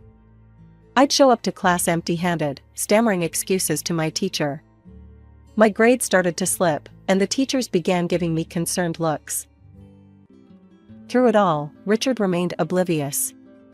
He was always buried in his work, and when he wasn't, his attention was solely on Mom.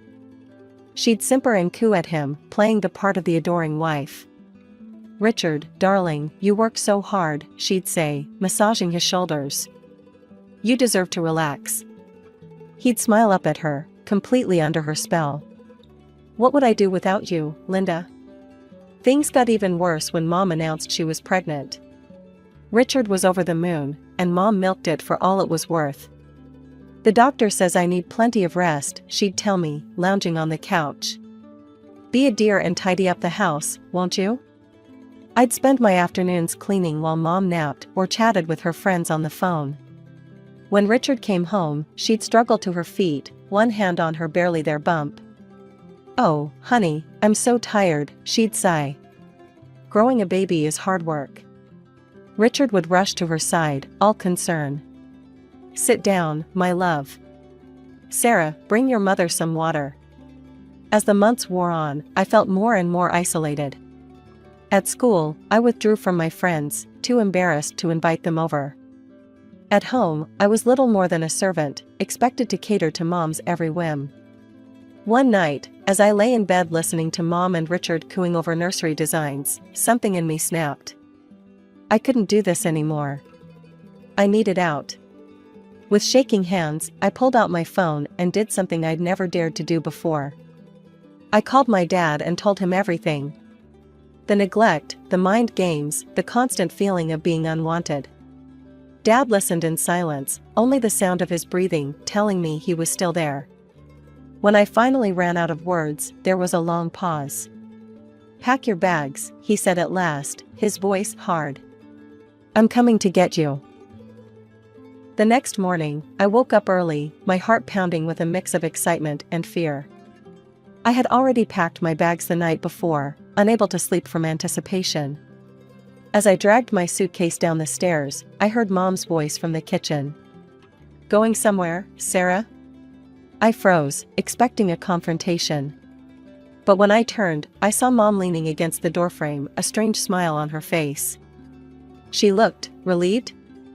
"I'm going to live with Dad," I said, my voice stronger than I felt. To my shock, Mom's smile widened. "Well, it's about time," she said, her tone almost cheerful. "Richard and I could use the extra space for the baby." Her words hit me like a slap, but before I could respond, I heard a car horn outside. Dad was here. Mom walked me to the door, that unsettling smile still in place. "Have a good life, Sarah," she said, practically shooing me out. As I walked to Dad's car, I glanced back. Mom stood in the doorway, looking frankly joyful as she waved goodbye. It was the happiest I'd seen her in years, and it was because I was leaving. Dad's apartment was small, but it felt more like home than anywhere I'd lived in years. However, we wouldn't be there for long. Over the next few months, I watched in awe as Dad's business took off like a rocket. It seemed like every week brought news of a new contract, a big client, or an expansion. Within a year, we were house hunting in the city's most exclusive neighborhoods. The house we ended up buying was nothing short of spectacular. 3 stories of modern architecture, with floor-to-ceiling windows and a backyard that looked like something out of a magazine. My room was bigger than our entire old apartment. While Dad worked long hours managing his now booming business, I threw myself into making our big house a home. I learned to cook gourmet meals, filling the place with amazing smells. I kept things tidy, managed the household staff, even started a vegetable garden in our spacious backyard. As the months passed, I watched Dad's hard work continue to pay off. His business kept growing, and with it, our lifestyle improved even more. I transferred to the most prestigious private school in the city. On my 16th birthday, Dad surprised me with a car. Not just any car, but a brand new luxury SUV. "Now you can drive yourself to school in style," he said, tossing me the keys. "And maybe run some errands for your old man?" As I settled into my new life, I thought about Mom less and less. She never tried to contact me, and I made no effort to reach out to her or any of my maternal relatives. The wounds were still too raw, the memories too painful. Instead, I focused on my studies. Years passed, and before I knew it, I was graduating college with honors. As I stood on that stage, accepting my diploma, I searched the crowd for Dad's face. He was there, beaming with pride, and for a moment, I forgot to breathe. This was what it felt like to be loved, truly and unconditionally. After the ceremony, Dad pulled me aside. "I've got something for you," he said, his eyes twinkling with excitement. He handed me a small box. Inside was a key. "It's for your new apartment in the city center. Consider it a graduation gift." Tears welled up in my eyes as I hugged him fiercely. "Thank you, Dad, for everything." It had been a few years since I graduated from college. My career was taking off, I had a beautiful apartment in the city, and life was good. Dad and I had settled into a comfortable routine of weekly dinners and long phone calls. Everything was perfect. Until it wasn't. The news came like a thunderbolt out of a clear sky. Dad was sick. Cancer. Advanced. The doctor's words blurred together in a haze of medical jargon, but the gist was clear: it was bad. From that moment on, my world narrowed to a singular focus: saving Dad. I took a leave of absence from work, moving back into his house to take care of him. Every waking moment was devoted to his care. I researched treatments, consulted specialists, tried alternative therapies. Anything that might give us a fighting chance. The months that followed were a brutal cycle of hope and despair. For every good day, when Dad felt strong enough to sit in the garden or share a meal, there were 3 bad ones filled with pain and nausea from the treatments. One evening, as I was helping him back to bed after a particularly rough day, he turned to me with a serious look. "Sarah," he said, his voice barely above a whisper. "I need you to promise me something." I nodded, unable to speak past the lump in my throat. "Promise me you'll live your life. Really live it. Don't let this hold you back." I wanted to argue, to tell him he was going to be fine, but we both knew better. So instead, I squeezed his hand and said, "I promise, Dad." He died 2 weeks later. I was holding his hand when he took his last breath, telling him how much I loved him, how grateful I was for everything he'd done for me. The next few days passed in a blur. I felt numb, going through the motions of arranging the funeral. There were so many details to handle: the casket, the flowers, the obituary. It all felt surreal, like I was planning an event for someone else. I was at the funeral home, trying to decide on music for the service, when my phone buzzed. Unknown number. I almost ignored it, but something made me answer. "Hello? Sarah? It's your mother." I nearly dropped the phone. After all these years of silence, she was calling now? "What do you want?" I asked, my voice cold. "I heard about Mark," she said, her voice softer than I remembered. "I'm so sorry, sweetie. I'd like to help. With the funeral arrangements, I mean." I wanted to hang up. To tell her to go to hell. But I was so tired, so overwhelmed. And a tiny part of me, a part one thought I'd buried long ago, yearned for a mother's comfort. "Okay," I heard myself say. "You can help." As I ended the call, I couldn't shake the feeling that I'd just opened a door I should have kept firmly shut. But with Dad gone, Mom was the only family I had left. Mom arrived at the funeral home an hour after our call, with my half-brother Thomas in tow. The kid was about 13 now, gangly and awkward. I watched as Mom fussed over him, straightening his tie, smoothing his hair. It was like a knife to the gut, seeing her shower Thomas with the affection I'd been denied my entire childhood. "What do you need me to do?" she asked. Despite my reservations, I put her to work. To my surprise, Mom turned out to be surprisingly helpful, managing the catering, arranging the flowers, dealing with the endless parade of well-wishers. The funeral itself was a blur. I remember standing there, numb, as people I barely knew came up to offer condolences. Linda stayed close, her hand occasionally touching my arm in what I suppose was meant to be a comforting gesture. It felt strange, this sudden maternal presence after years of neglect. After the service, as people were filing out of the cemetery, Linda approached me again. "Sarah, I know this might not be the best time, but I'd like to stay in touch. Maybe we could get coffee sometime?" I stared at her, this woman who had made my childhood a living hell, who had been thrilled to see me leave. But she was also the only family I had left. "Maybe," I said finally. "I'll think about it." To my surprise, Linda kept her word. In the weeks that followed, she called regularly, her voice always tinged with concern. "How are you holding up, sweetie?" she'd ask. "Is there anything you need?" At first, I was guarded, giving short, non-committal answers.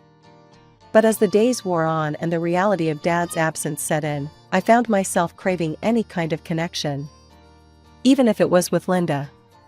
Our conversation started simple enough. She'd ask about my job, my apartment, my friends. But gradually, her questions began to shift. "Your father's business," she'd say casually. "I hope it's not causing you too much stress. Mark always worked so hard." I'd deflect, changing the subject. The truth was, I was still trying to wrap my head around everything Dad had left me. The company, the real estate portfolio, it was overwhelming. And something in me, some instinct honed by years of Linda's manipulations, told me to keep quiet about it. As weeks turned into months, Linda's hints became less subtle. "Thomas is looking at colleges," she mentioned during one call.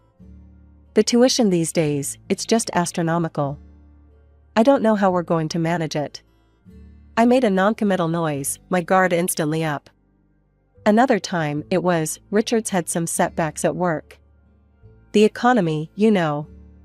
It's hitting everyone hard." Each conversation seemed to circle back to money, to the struggles they were facing. And each time, I could feel the unspoken expectation hanging in the air. Despite my initial reservations, Linda's persistent displays of maternal affection began to wear down my defenses. Against my better judgment, I started providing small amounts of financial assistance. It started innocently enough, helping Thomas with his SAT prep courses, buying Linda a new laptop when hers broke down, even covering a month's rent when Richard's company went through a rough patch. "You're an angel, Sarah," Linda would gush. "I don't know what we'd do without you." Each time, I felt a warmth in my chest. Was this what it felt like to have a real family? Meanwhile, I threw myself into running Dad's company. I made his longtime deputy the director, staying on as the owner and reserving the right to make all important decisions. It was challenging work, but I felt closer to Dad every time I sat in his old office. As the months passed, Linda's requests grew more frequent and more substantial. What started as occasional help turned into regular expectations. The breaking point came on a sunny Tuesday afternoon. I was knee-deep in quarterly reports when Linda called. "Sarah, darling," she began, her voice dripping with sweetness. "We've been thinking. It's been so long since we had a proper family vacation. We found this amazing package deal for a European tour." I felt my stomach drop. "Linda, I don't know." "It would mean so much to Thomas," she interrupted. "And after all we've been through, don't you think we deserve a little happiness?" Guilt warred with resentment in my chest. Before I knew it, I'd agreed to fund their trip. But it didn't stop there. The day after they returned, Linda was on the phone again. "Now, about Thomas's college fund," she said, her tone no longer sweet but demanding. "We'll need you to set that up right away. He's got his heart set on Princeton, you know." Something in me snapped. All the years of neglect, the emotional abuse, the manipulation, it all came rushing back. "No," I said, my voice shaking. "No more, Mom. I'm done." There was a pause, then Linda's voice came back, cold and hard. "After everything we've done for you? You ungrateful little scum. How dare you turn your back on your family?" I laughed, a bitter sound. "Family? You mean the mother who was thrilled to see me leave? The one who made my childhood a living hell?" The argument escalated quickly. Linda dropped all pretense of affection, hurling accusations and insults. I gave as good as I got, years of pent-up anger and hurt pouring out. "You're just like your father," she spat. "Selfish and cold-hearted."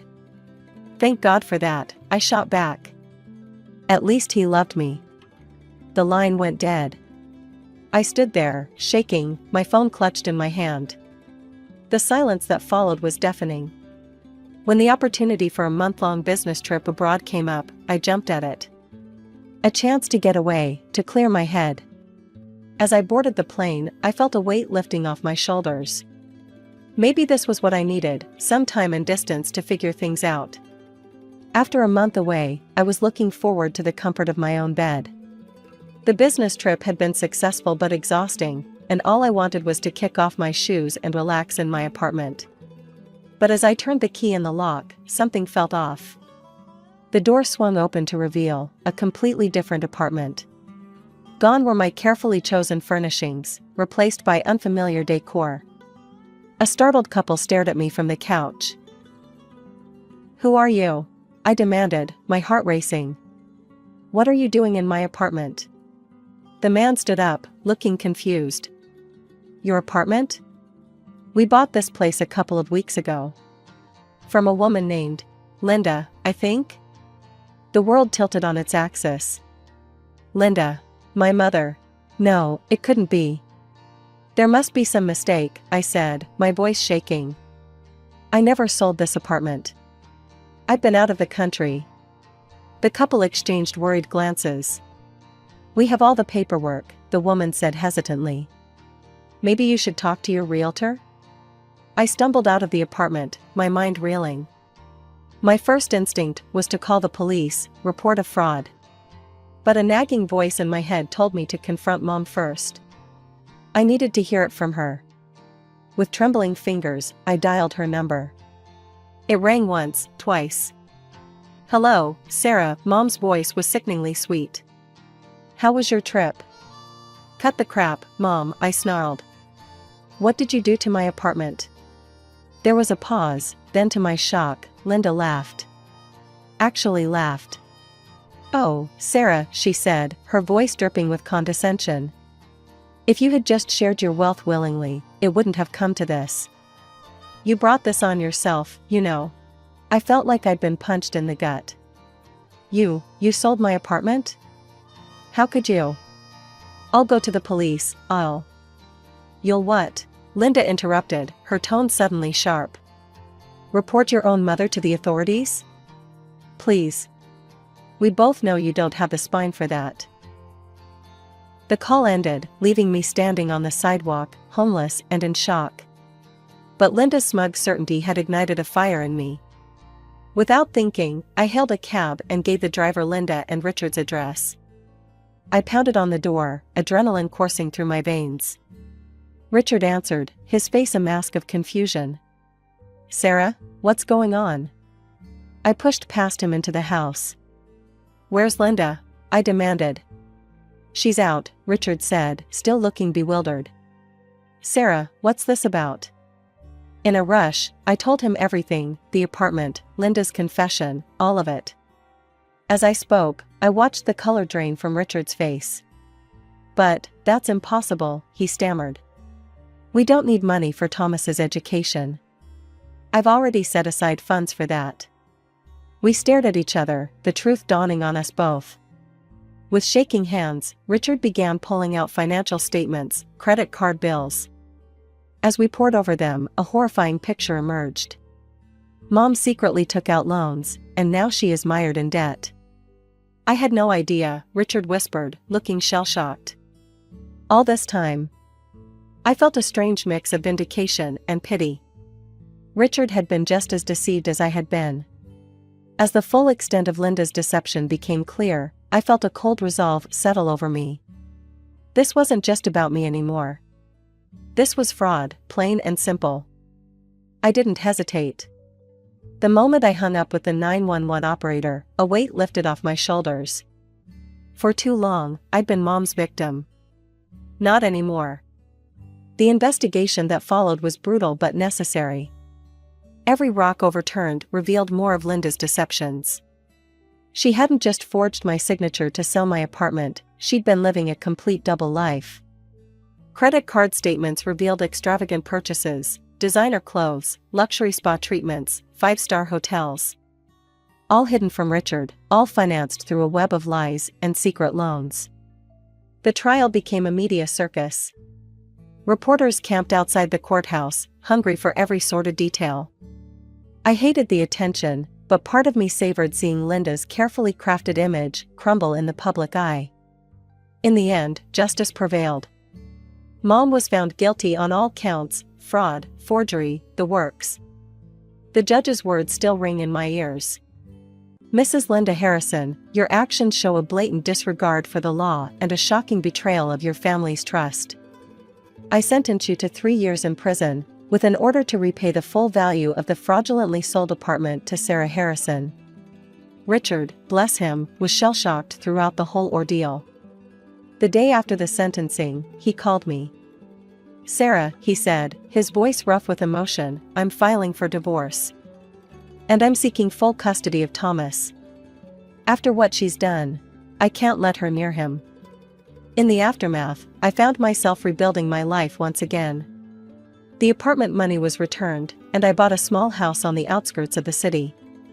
A fresh start. I threw myself into running Dad's company, honoring his legacy the best way I knew how. The work was challenging, but rewarding. For the first time in my life, I felt like I was truly standing on my own 2 feet. Thomas and I keep in touch. He's in college now, studying engineering with Richard's support. It's bittersweet, but I'm glad we have a chance at some kind of relationship. As for Linda, I haven't heard from her since the trial. I don't know if she's tried to reach out, and honestly, I don't want to know. That chapter of my life is closed. I never knew how close I came to not existing. Mom told me years later that when she found out she was pregnant with me, she wasn't sure they could afford a kid. Dad wasn't making much, and they were barely scraping by.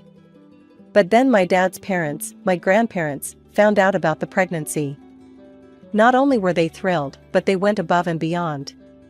They gave Mom and Dad their house, a nice place in a good neighborhood, close to a great school. They even promised to help out with money. I was born into that house, and for the first few years, life was pretty good. Grandma and Grandpa were always around, picking me up, taking care of me when Mom was working. They'd take me to the park, read me stories, and sneak me treats when Mom wasn't looking. When I started school at 5, they'd pick me up every day.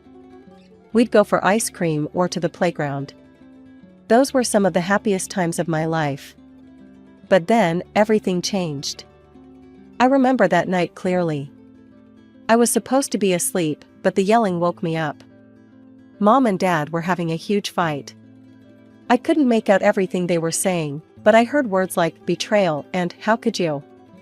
Then I heard the front door slam. I peeked out my window and saw Dad stumbling to his car. He was holding a bottle. I later learned it was whiskey. I watched him drive off, tires screeching. That was the last time I saw my dad alive. The next morning, 2 police officers came to our door. Mom collapsed when they told her Dad had been in an accident. He'd lost control of the car and driven off the road. He didn't make it. The funeral was a blur. I remember holding Mom's hand, confused about why Dad was in a box and why everyone was crying. Grandma and Grandpa were there, hugging me tightly, their faces streaked with tears. But after the funeral, things changed rapidly. Mom seemed to bounce back quickly, too quickly.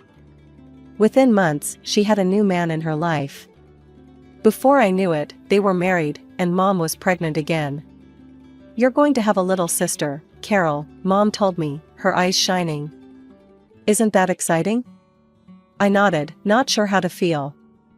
Everything was changing so fast, and I missed Dad. I missed Grandma and Grandpa too. They stopped coming around, and I didn't understand why. Mom, why don't Grandma and Grandpa visit anymore? I asked one day. Mom's face hardened. They don't want anything to do with us anymore, Carol. They abandoned us because I've started a new family. Then her face softened.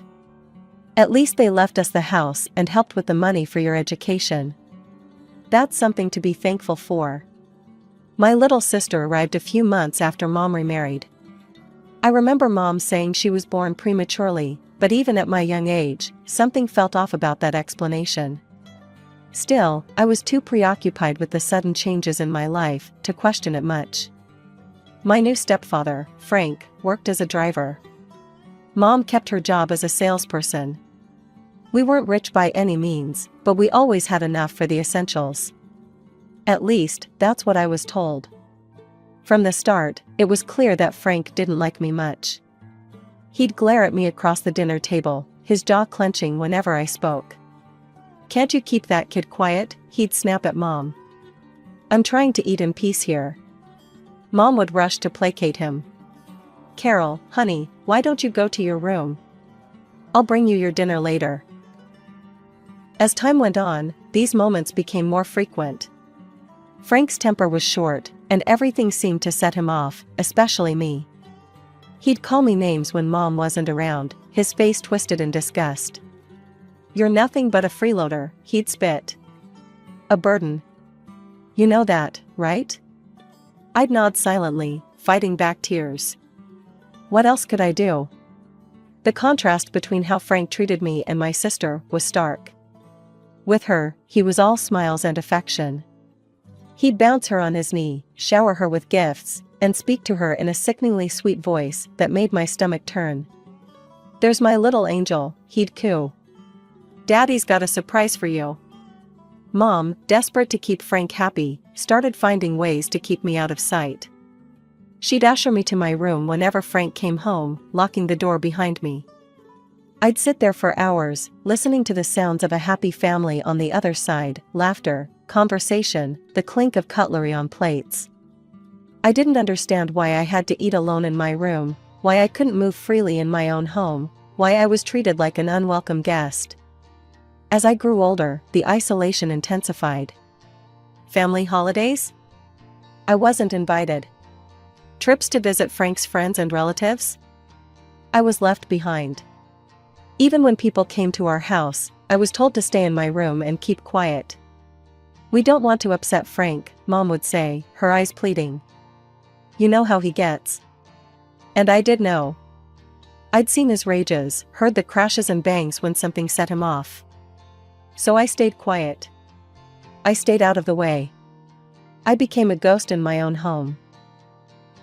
The only times I felt any semblance of normalcy were the rare occasions when Mom would take me shopping or run errands with her. But even then, there was no room for fun or freedom. It was all business, quick and efficient, always with an eye on the clock. "We can't be too long," Mom would say, checking her watch nervously. "Frank will be home soon." As the years passed, I retreated further into myself. I became shy, withdrawn. At school, I barely spoke to anyone. But in the privacy of my room, in the worlds I created in my mind, I found an escape. I'd make up stories, grand adventures where I was the hero, where I was wanted and loved. When I turned 16, my life took an unexpected turn. Spending most of my time alone in my room, I'd become pretty good at using the internet to escape my reality. One day, I stumbled upon an online publishing house that was looking for fresh voices in children's and young adult literature. On a whim, I submitted some of my stories. To my shock, they loved them. Before I knew it, I was working with them regularly, writing stories and helping develop educational apps for kids and teens. For the first time in years, I felt proud of myself. My ideas were popular, my stories were being published, and best of all, I was earning my own money. I saved every penny I could, watching my bank account grow with a sense of excitement I'd never felt before. One day, feeling particularly bold after a big payment came through, I decided to share my success with Mom. We were alone in the kitchen, Frank was out on a long-haul drive, and my sister was at a friend's house. "Mom," I said, my voice shaking a little, "I've got something to tell you. I've been working for this publishing house, writing stories and stuff. And, well, I'm making pretty good money." Mom's eyes widened. "Really? Oh, Carol, that's wonderful. I always knew you were a smart girl." Her praise, so rare these days, made me glow. But then her expression changed, becoming calculating. "You know," she said, leaning in close, "this is perfect timing. We've been having some financial troubles lately." My heart sank. I should have known better than to hope for simple pride or happiness. "The thing is," Mom continued, "this house is so big, and the upkeep is expensive. And well, raising you hasn't been cheap either. We've been exhausted trying to provide for you all these years." I felt like I'd been slapped. Hadn't I been the one locked away, barely even part of the family? How had I been such a burden? "Remember that college fund we set aside for you?" Mom said, not meeting my eyes. "Well, we had to use that money.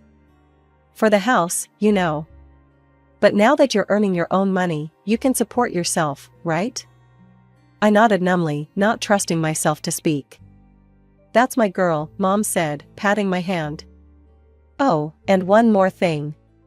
Frank and I have been talking, and we think it's best if you move out after you graduate. We're planning to renovate your room for your sister. She needs more space, you understand." I stared at her, unable to believe what I was hearing. "Move out? But where will I go?" Mom shrugged, already turning away. "You're a smart girl, Carol. I'm sure you'll figure it out. You've got some savings now, right?" As she walked out of the kitchen, leaving me alone, the full weight of her words hit me. I was being kicked out. The money I thought would be my ticket to college was gone. And my own mother didn't seem to care where I ended up. The months leading up to graduation were a blur of anxiety and desperate planning. I threw myself into my schoolwork during the day, determined to at least finish high school strong. At night, I worked tirelessly on my writing projects, trying to save every penny I could. But no matter how I crunched the numbers, it wasn't enough.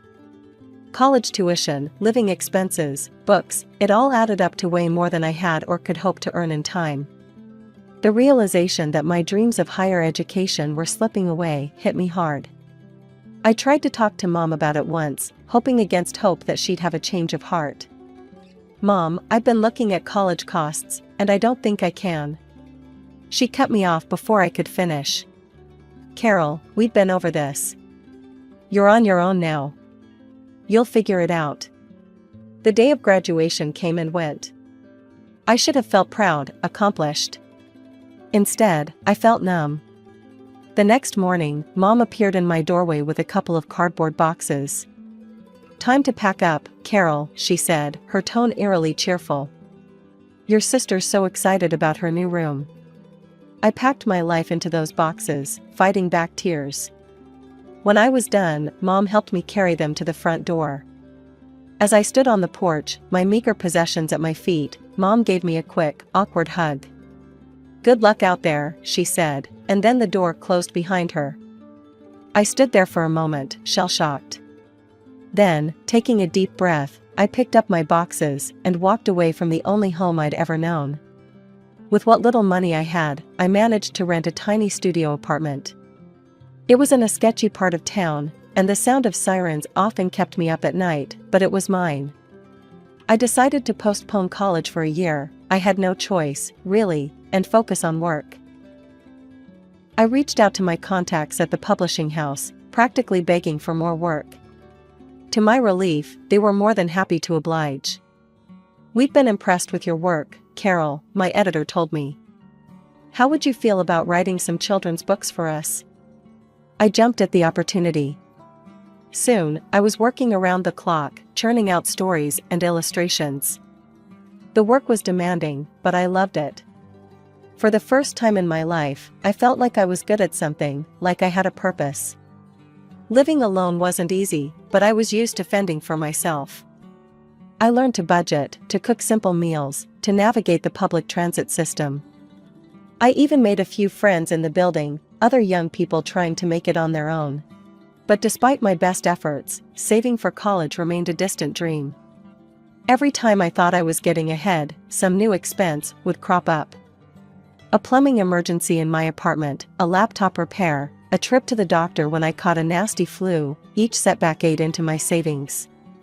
It had been a year since I'd left home when my phone rang with a number I never expected to see again. My mother's voice came through, sickly sweet and unfamiliar. "Carol, sweetie, how are you? I've missed you so much. Why don't you come visit us this weekend?" Suspicion immediately flared in my gut, but curiosity got the better of me. I agreed to visit, packing an overnight bag with a mix of anticipation and dread. As soon as I arrived at my old home, my suspicions were confirmed. Mom was overly affectionate, hugging me tightly and peppering me with questions about my life. It felt artificial, like watching a bad actress perform. "Oh, Carol," she cooed, "you must be tired from your trip. Why don't you sleep in your sister's room tonight? She can take the guest room." I nodded, bemused. My sister, now a teenager, rolled her eyes but didn't argue. The next morning, I woke to the sound of familiar voices downstairs. Curious, I made my way to the kitchen, where I froze in the doorway. Sitting at the table were two elderly people I hadn't seen in years, but recognized instantly: my grandparents, my dad's parents. Grandma's eyes lit up when she saw me. "Carol, oh, look how you've grown." I stood there, shocked, as they explained why they were there. "We're moving to a nursing home soon," Grandpa said, his voice gruff with emotion. "But before we go, we wanted to make sure you're doing well. That you're prospering." "Yes," Grandma chimed in, "tell us all about your college. What are you studying, dear?" I opened my mouth, not sure what to say, when Mom jumped in. "Oh, Carol's doing wonderfully at school. Aren't you, honey? Top of her class, just like always." I stared at her, unable to believe the lies flowing so easily from her lips. My grandparents looked pleased, but they still had questions. "That's wonderful," Grandma said. "Could we talk to Carol alone for a bit? We'd love to catch up." A flash of panic crossed Mom's face. "Oh, I don't think that's necessary. Carol's quite busy, aren't you, dear? In fact, we should probably wrap this up soon." She quickly steered the conversation to other topics, barely letting me get a word in. As the visit came to an end, I felt a gentle touch on my arm. Grandma pressed something into my hand, a business card. As soon as my grandparents left, the change in Mom was immediate. Her smile vanished, replaced by a cold, indifferent expression I knew all too well. "Well, that's done," she said, clearing the table briskly. "You should probably head home now, Carol, I'm sure you have things to do." I stood there, the business card burning a hole in my pocket, as Mom all but pushed me out the door. The warmth and affection of moments ago were gone, replaced by the cool detachment I'd grown up with. As soon as I got back to my tiny apartment, I pulled out the business card my grandmother had slipped me. With trembling fingers, I dialed the number, my heart pounding in my chest. "Hello?" My grandmother's voice came through, warm and familiar, despite the years. "Grandma, it's Carol," I said, my voice barely above a whisper. We talked for a while, her voice filled with a mixture of joy and concern. Before I knew it, we'd arranged for her and Grandpa to visit me the next day. I gave them my apartment address, feeling a strange mix of excitement and anxiety. As soon as I hung up, I threw myself into a cleaning frenzy. My small studio apartment wasn't much, but I was determined to make it as welcoming as possible. I scrubbed every surface, organized my meager belongings, and even managed to find a vase for some fresh flowers I picked up from the corner store. That night, I barely slept. Instead, I spent hours in the tiny kitchenette, preparing lunch for tomorrow. I even decided to bake Grandma's favorite cookies, snickerdoodles, using a recipe I'd found online. Morning came too quickly. I was just pulling the last batch of cookies from the oven when there was a knock at the door. Taking a deep breath, I smoothed down my shirt and went to answer it. There they stood, Grandma and Grandpa. For a moment, we all just stared at each other, years of separation hanging between us. Then Grandma stepped forward, enveloping me in a tight hug. "Oh, Carol," she whispered, her voice thick with emotion. "Look at you, all grown up." As I ushered them inside, I saw their eyes widen as they took in my small apartment. Confusion flickered across their faces. "Carol," Grandpa said slowly, "why are you living here? Your mother told us you were living in the house." Before I could even begin to explain, they launched into a story that turned my world upside down. "We've always wanted to be part of your life," Grandma said, her eyes brimming with tears. "But your mother, she kept us away." They told me about the night my father died, the real story. My mother had been unfaithful. She was already pregnant with my sister when my father found out. He wanted a divorce, but then the accident happened. I sat there, stunned, as they continued. "The house I grew up in, the one Mom and Frank still lived in, was mine. Left to me in my father's will. We've been sending money for your care every month," Grandma said, reaching for my hand. "After you graduated, we increased the amount, thinking you were in college and needed more." The room seemed to spin. All this time, struggling to make ends meet, and there had been money meant for me? A house in my name? "We wanted to make sure you were living comfortably in the house, that everything was okay," Grandpa added. "That's why we came to visit yesterday." As I sat there, staring at my grandparents in disbelief, the weight of their words slowly sank in. I felt a surge of emotions, anger, betrayal, and a deep, aching sadness for the childhood I never had. "I don't understand," I stammered. "All this time, there was money for me? A house in my name?"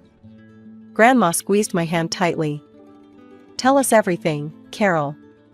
We need to know what really happened." And so, I did. I told them about my lonely childhood, confined to my room like a dirty secret. I spoke of Frank's hostility, of always feeling like a burden. I explained how the money for college had been taken away, how I'd been kicked out with nothing but a few boxes of belongings. "I've been working nonstop," I said, my voice cracking. "Writing children's books, living in this tiny apartment, trying to save for college. I never knew about any maintenance money." As I spoke, I watched my grandparents' expressions change from shock to fury. Grandpa's face turned red, his hands clenching into fists. "This is unacceptable," he growled. "What your mother has done, it's theft, it's abuse.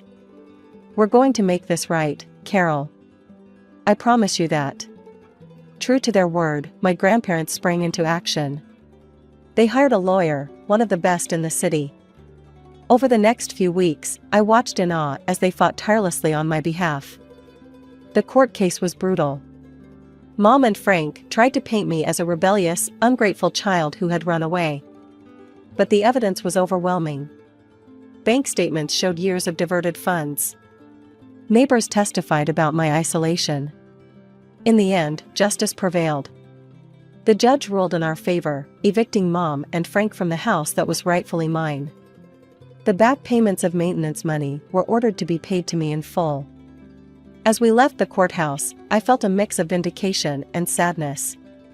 Yes, I had won, but at what cost? The family I had known, dysfunctional as it was gone forever. But I had a new family now. Grandma and Grandpa were determined to make up for lost time. They helped me move into my house, a concept I was still struggling to grasp. They gave me money for tuition and sat with me for hours, helping me choose the right college. I decided on a school close to the nursing home where they were moving. It felt right, being near them after all these years apart. For a while, everything seemed perfect. I visited Grandma and Grandpa often, soaking up their love and wisdom. We'd play cards, watch old movies, and talk for hours. They told me stories about my dad, filling in the blanks of my own history. But life, I was learning, had a cruel way of giving with one hand and taking with the other. Just as I was settling into my new life, reveling in the love of my grandparents, tragedy struck. Grandpa went first. A heart attack, quick and unexpected. Grandma followed barely 2 months later. The doctors said it was natural causes, but I knew the truth, she'd lost her will to live without him. Once again, I found myself alone. The grief was overwhelming. I'd only just found them, only just started to heal the wounds of my past, and now they were gone. I threw myself into my studies, trying to distract myself from the pain. But every empty holiday, every milestone I couldn't share with them, was a fresh wound. Years passed, and life took on a rhythm I never thought possible. I graduated college with honors, landing a job at a prestigious publishing house, the same one that had given me my first break as a teenager. With the inheritance from my grandparents, I bought a cozy apartment close to work, a place that was truly mine.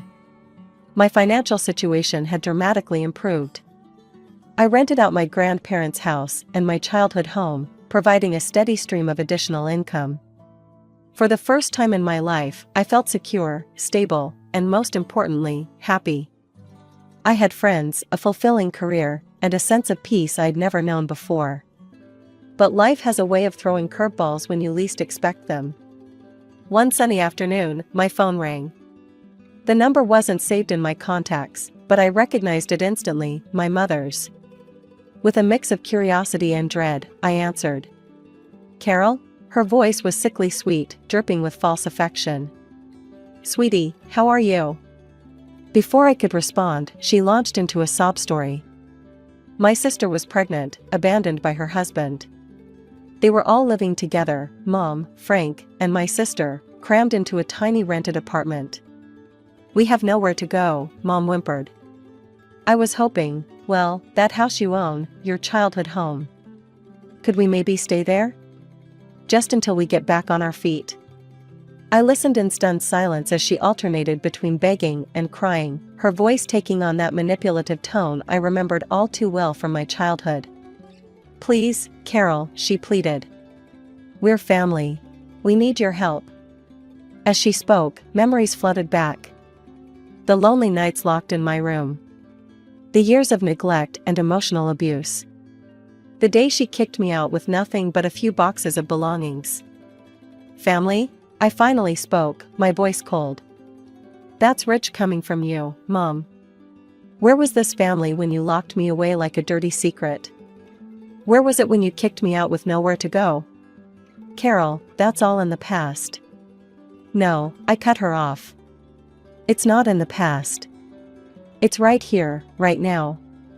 You're only reaching out because you need something from me. Just like always. I could almost hear her scrambling, trying to find the right words to manipulate me. But I wasn't that scared, lonely girl anymore. "You want my advice, Mom? Solve your own problems. Figure it out on your own. Isn't that what you told me when you threw me out?" "But Carol..." "Good luck," I said, echoing her words from years ago. "You're going to need it." Without waiting for a response, I hung up. My hand shook as I blocked her number, but I felt a weight lift off my shoulders. For years, I'd carried the burden of her rejection, her neglect. But now, I was finally free. My name's Michelle, and it all started when I was just a kid, 8 years old. My parents split up, and suddenly, I was living with my grandparents. Dad moved to another state, called a few times, then poof, vanished completely after a couple of years. Mom married some loaded businessman and jetted off to Europe. I remember the day Mom left. She hugged me tight, tears in her eyes. "I'll visit, baby. I promise," she said. I believed her. Kids are stupid like that sometimes. For a while, she kept her word. She'd sweep in once a year, always on my birthday. No husband, no new baby. Yeah, I forgot to mention, Mom had another kid. A sister I'd never met. But Mom would show up, arms loaded with gifts, smelling of expensive perfume and full of stories about her fabulous new life. Life went on. I went to school, made some friends, tried to be normal. But there was always this hole, you know? This empty space where my parents should have been. Grandpa and Grandma did their best to fill it. Grandpa would take me fishing on weekends, teach me how to bait a hook and cast a line. Grandma was always in the kitchen, cooking up a storm. She'd let me help, teaching me her secret recipes. But when I turned 13, Grandpa got sick. Cancer, the doctors said. It was quick, brutal. One minute he was there, telling his corny jokes and showing me how to fix a leaky faucet. The next, he was gone. The funeral was small. Just me, Grandma, and a handful of neighbors. Mom couldn't make it. Business emergency, she said over the phone. I wanted to scream at her, tell her that her own father was dead, for crying out loud. But I didn't. I just said, okay, Mom, I understand. When I turned 16, Mom's yearly visits suddenly stopped. No explanation, no apology, just radio silence. Our relationship dwindled down to occasional phone calls, usually initiated by me. Meanwhile, I threw myself into my studies. Graduated high school with decent grades, nothing spectacular but enough to get me into a local college. Those years flew by in a blur of classes, part-time jobs, and hanging out with friends. Before I knew it, I was tossing my cap in the air at graduation. After college, I landed a job at a local marketing firm. Nothing glamorous, but it paid the bills and gave me a sense of purpose. Life was okay. Not great, not terrible, just okay. I had my routine, my friends, my cozy little world in Grandma's house. But life, that sneaky bastard, had other plans. It started with Grandma forgetting things. Small stuff at first, where she put her glasses, what day it was. I brushed it off as old age. But then it got worse. She'd forget to turn off the stove, wander out of the house in her nightgown. The diagnosis came like a punch to the gut, Alzheimer's. I tried my best to take care of her, but it was hard. Watching the woman who raised me, who was my rock, slowly slip away, it was hell. The day she died, I was holding her hand. She looked at me, really looked at me, for the first time in months. Michelle, she said, her voice barely a whisper, I love you, sweetheart. And then she was gone. I called Mom, choking back tears. Mom, she's gone. There was a long pause on the other end. Oh, Michelle, she finally said, her voice oddly flat. I'm so sorry. I can't get away right now. Work is just crazy. You understand, don't you? So I planned the funeral alone. Picked out the casket, arranged the flowers, wrote the eulogy. The service was small, just like Grandpa's.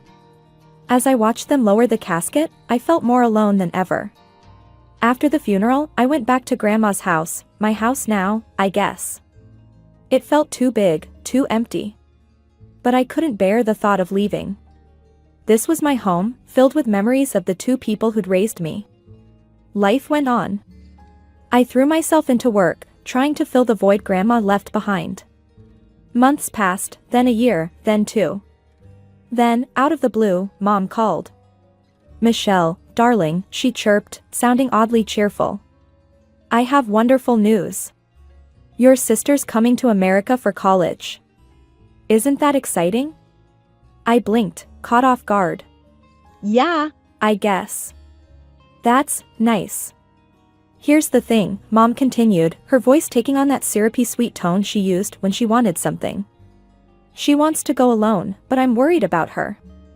I was hoping she could stay with you. I felt my stomach drop. Mom, I don't think. Now, Michelle, she cut me off, her voice suddenly sharp. Let's not forget who that house really belongs to. I'm the direct heir, you know. I've been very generous letting you live there. The least you could do is look after your sister. I felt like I'd been slapped. But Grandma left the house to me, I said weakly. She wrote a will. Mom laughed, a cold sound that sent chills down my spine. Oh, sweetie. You don't understand how these things work. Trust me, I could claim that house if I wanted to. But I'm not going to, as long as you help out with your sister. Understand? My mind was reeling. Could she really take the house? I didn't know enough about inheritance law to be sure. And the thought of losing my home, the last connection I had to Grandma and Grandpa. The day my sister arrived felt like the beginning of the end. I stood at the airport, holding a sign with her name, Chloe, feeling like an idiot. I'd only seen her in Mom's Facebook photos, always dolled up and posing like a model. I figured I'd spot her easily. Boy, was I wrong. I almost missed her when she strutted out of the arrival gate. This girl looked nothing like the sister I'd seen in pictures. She was, well, perfect. Too perfect. Like someone had ordered her from a celebrity lookalike catalog. "Chloe?" I called out, uncertain. She turned, her oversized sunglasses perched on a nose that was definitely not the one I'd seen in older photos. "Oh my God, you must be Michelle," she said, her voice dripping with disdain. As she got closer, I could see the work she'd had done. Lips pumped up like life rafts, cheekbones that could cut glass, and a body that screamed at plastic surgeon's magnum opus. I felt like a potato next to her. As we waited for a porter, because apparently, that was a thing now, Chloe started rattling off demands like she was reading from a 5-year-old's Christmas list. "So, like, in Europe, we have this amazing housekeeper who does everything. And a cook. You've arranged for that, right?"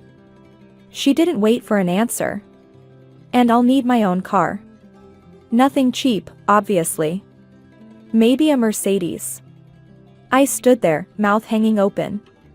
Was this girl for real? "Chloe," I said, trying to keep my voice level, "I work a regular job. I can't afford." She cut me off with a wave of her manicured hand. "Ugh. Whatever. Mom will take care of it. Let's just go already." We made it to the parking lot, and I led her to my car, a beat-up old Honda that had seen better days. Chloe took one look at it and lost her mind. "What kind of squalor is this?" Each word was like a slap. "You expect me to ride in that thing?"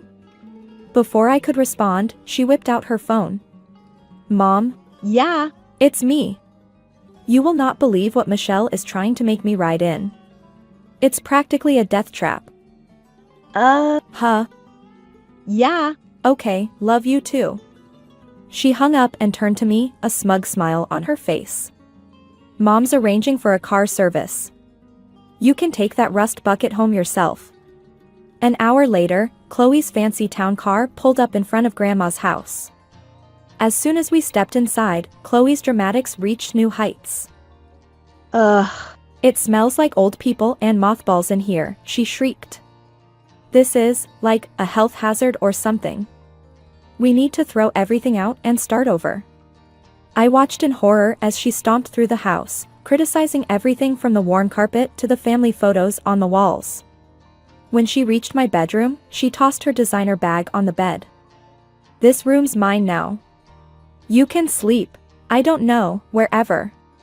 The couch maybe?" I stood there, speechless. This was my room. My sanctuary. The place where I'd cried myself to sleep after Grandma died, where I'd celebrated getting my first job, where I kept all my memories. But looking at Chloe's face, I knew arguing would be pointless. This girl was used to getting her way, and she'd make my life hell if I refused.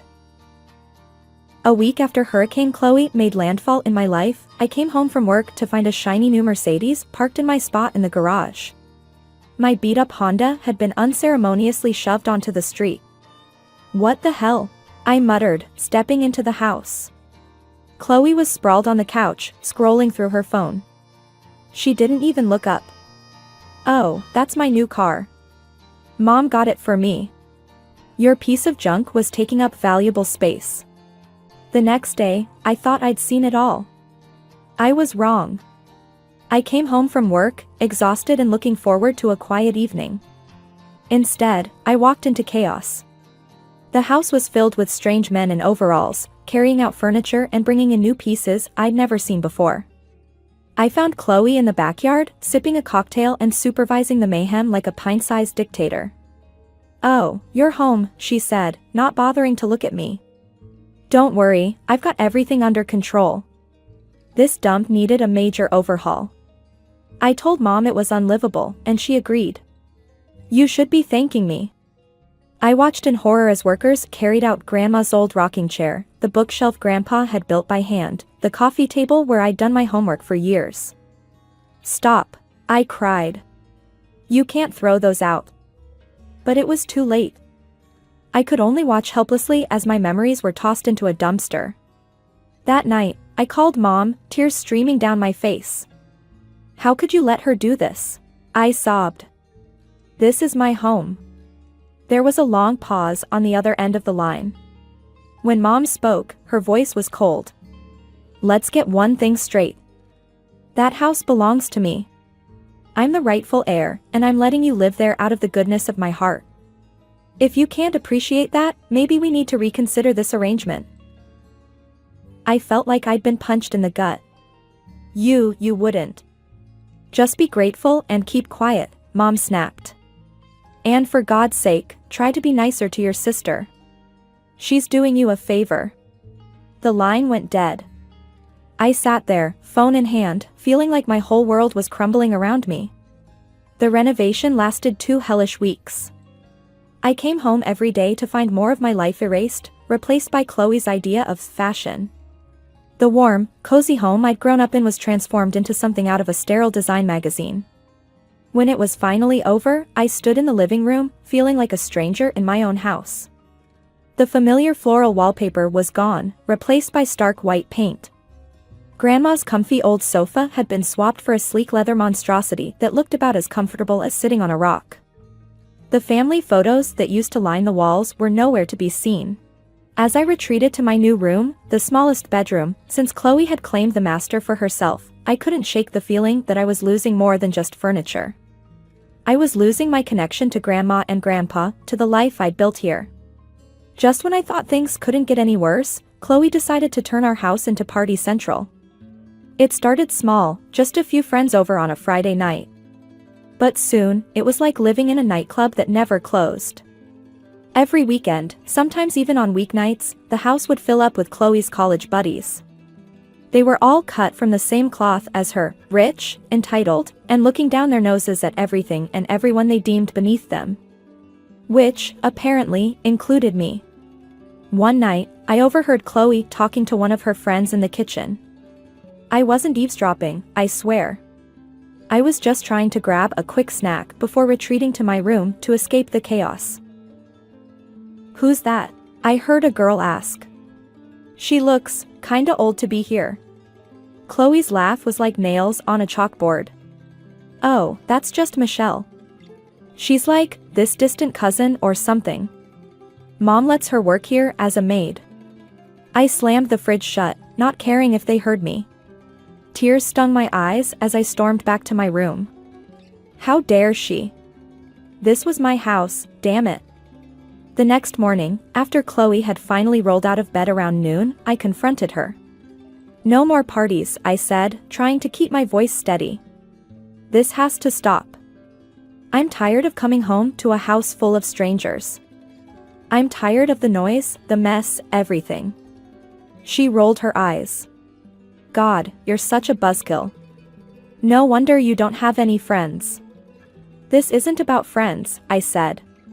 "The neighbors are complaining. There are families with kids next door, elderly people who can't sleep because of your noise." "Not my problem," Chloe shrugged. "They should move if they can't handle a little fun."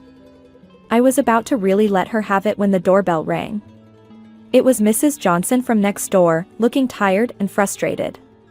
"Michelle, dear," she said, "I hate to be a bother, but these parties, they're getting out of hand. Last night, someone threw up in my rose bushes." I felt my face burn with shame. "I'm so sorry, Mrs. Johnson. It won't happen again. I promise." As soon as I closed the door, I turned to Chloe. "That's it. No more parties. I mean it." The next day, I got a call from Mom. I should have known Chloe would go running to her. "Michelle," Mom's voice was sharp. "What's this I hear about you trying to control your sister?" I took a deep breath. "Mom, it's not like that. The parties are out of control. The neighbors are complaining." "The neighbors?" Mom cut me off. "Who cares about the neighbors? Your sister is trying to make friends, to have a normal college experience. And you're trying to ruin it for her." "But Mom." "No buts," she snapped. "I won't have you interfering with Chloe's studies or her social life. Do you understand me? I felt something snap inside me. All the frustration, all the anger I'd been holding back, it all came rushing out. "No, Mom, I don't understand," I said, my voice shaking. "I can't live like this anymore. Take your precious Chloe back to Europe if you want, but I'm done being her maid and punching bag." I hung up before she could respond, my heart pounding. I'd done it. I'd finally stood up for myself. Just when I thought I'd finally taken a stand, life threw me another curveball. A week after my ultimatum to Mom, she showed up on my doorstep unannounced. She looked different, tired, worn down in a way I'd never seen before. "Michelle," she said, her voice quivering. "We need to talk." I let her in, my mind racing. Was she here to take the house? To drag Chloe back to Europe? Instead, she dropped a bombshell that left me reeling. "I'm sick, Michelle," she said, tears welling up in her eyes. "The doctors, they don't think I have much time left." I felt like the floor had dropped out from under me. "What? Mom, what are you talking about?" She went on to explain about some rare disease, using medical terms I didn't understand. But the gist was clear, Mom was dying. "That's why I need you, sweetheart," she said, gripping my hand. "Chloe, she's going to need someone when I'm gone. Someone to guide her, to be there for her. I need to know she'll have you. If you do, well, I'll make sure you're taken care of too. The house will be yours, free and clear." I blinked.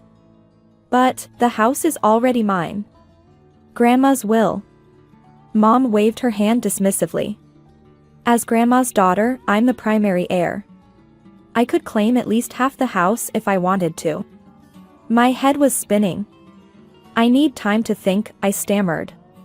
Mom nodded, wiping away a tear. "Of course, dear. I'll be here for a couple of days. We can talk more." Those 2 days were surreal. Mom fawned over the renovations Chloe had done, praising her exquisite taste at every turn. I was silent, afraid to say something rude about it. But the weirdest part was Chloe's behavior. It was like someone had flipped a switch. Gone was the party girl, replaced by a perfect angel who helped with dishes and spoke in a sickeningly sweet voice. She even offered to make dinner one night, though I noticed she ordered takeout and tried to pass it off as her own cooking. Mom ate it up, literally and figuratively.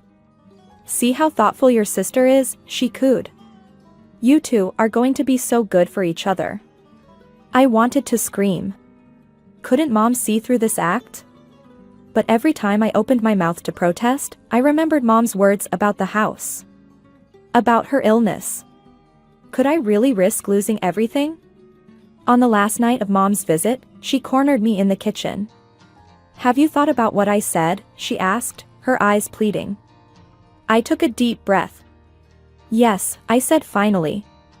"I'll try for you." Mom's face lit up. She pulled me into a hug, something she hadn't done in years. "Thank you, sweetheart. You don't know what this means to me. I can go back to Europe knowing Chloe will be in good hands." The ink had barely dried on Mom's departure when Hurricane Chloe made her grand return. The following week, I got off work early and headed home, looking forward to a quiet evening. As soon as I turned onto our street, I knew something was wrong. The bass from some EDM track was so loud it made my car windows vibrate. I burst through the front door to find my worst nightmare come to life. The house was packed with people, drunk college kids, sketchy-looking older guys, even a couple making out on my grandmother's antique table. "Chloe!" I screamed over the music. "Where are you?" I pushed through the crowd, dodging spilled drinks and grabbing hands. When I reached Chloe's room, I found the door locked. Without thinking, I kicked it open. Chloe was there, tangled up with some guy I'd never seen before. They both looked up at me, startled. "What the fuck?" Chloe shrieked. "Get out." Something in me snapped. All the frustration, all the anger I'd been bottling up for months came pouring out. "No, you get out," I roared. "All of you. This party is over." I stormed through the house, turning off the music and shouting at people to leave. When they didn't move fast enough, I grabbed the phone. "I'm calling the cops," I yelled. "Anyone still here in 5 minutes is getting arrested." That got them moving. The house emptied in record time, leaving behind a mess that made my stomach turn. Chloe emerged from her room, her face twisted with rage. "What the hell is wrong with you?" she spat. "You're just jealous because I know how to have fun." Well, guess what? I got kicked out of college, so now I can party whenever I want. And there's nothing you can do about it. Something inside me broke. Without thinking, I grabbed her arm and dragged her to the front door. "Oh, yeah, watch me." I shoved her outside, then ran back to her room. I grabbed armfuls of her designer clothes and threw them out onto the lawn. "You want to party? Go party somewhere else," I screamed, my voice hoarse. By now, neighbors had gathered, drawn by the commotion. I could hear Mrs. Johnson's voice, saying something about how it was about time I stood up for myself. But I didn't care about the audience. I was beyond caring about anything. I was still sitting on the floor, my back against the front door, when my phone rang. Mom's name flashed on the screen. I took a deep breath and answered, bracing myself for the storm. "How dare you?" Mom's voice crackled through the speaker, shrill with anger. "Chloe just called me in tears. You ungrateful little reptile, after everything I've done for you." I cut her off with a laugh. A real, genuine laugh that bubbled up from somewhere deep inside me. "Everything you've done for me?" I said, my voice surprisingly steady. "That's rich, Mom. Really rich." "Don't you take that tone with me, young lady," Mom snarled. "I'll remind you that I'm the rightful heir to that house. I can take it away from you with a snap of my fingers." I felt a smile spread across my face. "No, Mom, you can't. I talked to a lawyer yesterday. Grandma's will is ironclad. She left everything to me. Not you, not Chloe. Me. And there's nothing you can do about it." I heard Mom take a shaky breath. When she spoke again, her tone had changed completely. "Now, Michelle, let's not be hasty. I'm sure we can work something out. If you take Chloe back, I'll make it worth your while. I have property in Europe, a villa by the sea, a vineyard. It could all be yours." I thought about it for a moment. A villa by the sea did sound nice. But then I remembered the peace I'd felt in the moments after I'd kicked Chloe out. The relief of finally standing up for myself. No villa was worth giving that up. "Thanks, but no thanks," I said firmly. "Grandma left me her savings. It's more than enough for me to live comfortably. I don't need or want anything from you." I hung up and immediately blocked both her number and Chloe's. As I sat there in the quiet house, I felt a weight lift off my shoulders. For the first time in years, maybe for the first time ever, I was truly free. The next few weeks were a whirlwind of activity. I threw myself into cleaning up the mess Chloe had left behind, both literally and figuratively. I repainted walls, scrubbed floors, and slowly began to reclaim my space. One day, as I was chatting with Mrs. Johnson over the fence, she mentioned something that made my heart skip a beat. "You know," she said casually, "I saw some furniture at the flea market last week that looked just like your grandmother's old pieces. It was a shame to see it there, but I figured you must have sold it during the renovation." I thanked her and raced to my car. An hour later, I was wandering through the flea market, my heart pounding. And there they were, the grandma's old rocking chair, the bookshelf Grandpa had built, even the coffee table where I'd done my homework for years. I bought them all back for a fraction of what they were worth to me. The vendor looked at me strangely as I hugged the rocking chair, tears in my eyes, but I didn't care. Over the next few days, I transformed one of the spare bedrooms into a replica of Grandma's old living room. As I arranged the familiar furniture, hung the old family photos back on the walls, I felt like I was rebuilding more than just a room. I was rebuilding my connection to my past, to the people who had loved me unconditionally. Months have passed since then. The house is quiet now, peaceful. Sometimes, when I sit in Grandma's rocking chair, reading a book or just enjoying the silence, I think about everything that's happened. about Mom and Chloe and the life I thought I wanted. I won't pretend it doesn't hurt sometimes, knowing I've cut ties with the only family I had left. But then I look around at the home I've reclaimed, at the life I've built for myself, and I know I made the right choice. My name's Deborah, and let me paint you a picture of my family. There's my mom, Karen, yeah, fitting name, I know. She's all about her career and freedom. Then there's my dad, Tom, who's about as useful as a screen door on a submarine when it comes to parenting. My sister, Jessica, is 14 years older than me and couldn't care less about my existence. I came into this world as an unwelcome surprise. Mom was 42 when she found out she was pregnant with me. She thought it was menopause at first, guess the universe has a twisted sense of humor. When she finally dragged herself to the doctor, it was too late to take care of it, if you catch my drift. From what I pieced together over the years, it went something like this. Tom, what the hell are we going to do? Mom probably screeched, pacing around their bedroom. Dad, being the spineless wonder he is, probably just shrugged. I don't know, Karen. Maybe we should talk to my dad? And that's how Grandpa Joe got roped into this mess. He's loaded and lives in Canada, but he flew down to play peacemaker. Karen, Tom, listen, he must have said, all calm and collected. I know this isn't what you planned, but it's happening. I'll help you out financially. Just give this child a chance. Mom, being the career-obsessed woman she is, probably huffed and puffed before finally agreeing. Fine, but I'm not letting this kid derail my life. And that, ladies and gentlemen, is how I, Deborah, came to be. Born premature, with a whole host of health problems, and into a family that saw me as nothing more than an inconvenience. My early days were spent more in the hospital than at home. Mom couldn't be bothered to show up most of the time. It was Dad and Aunt Sarah who took turns keeping watch over my incubator. Aunt Sarah, now there's a saint if I ever met one. No kids or husband of her own, she latched onto me like a lifeline. While my own mother was probably off closing deals and climbing the corporate ladder, Aunt Sarah was there, holding my tiny hand through the incubator's holes, whispering words of encouragement. When I finally got to go home, Grandpa Joe swooped in again. Our house wasn't big enough for 2 kids, apparently.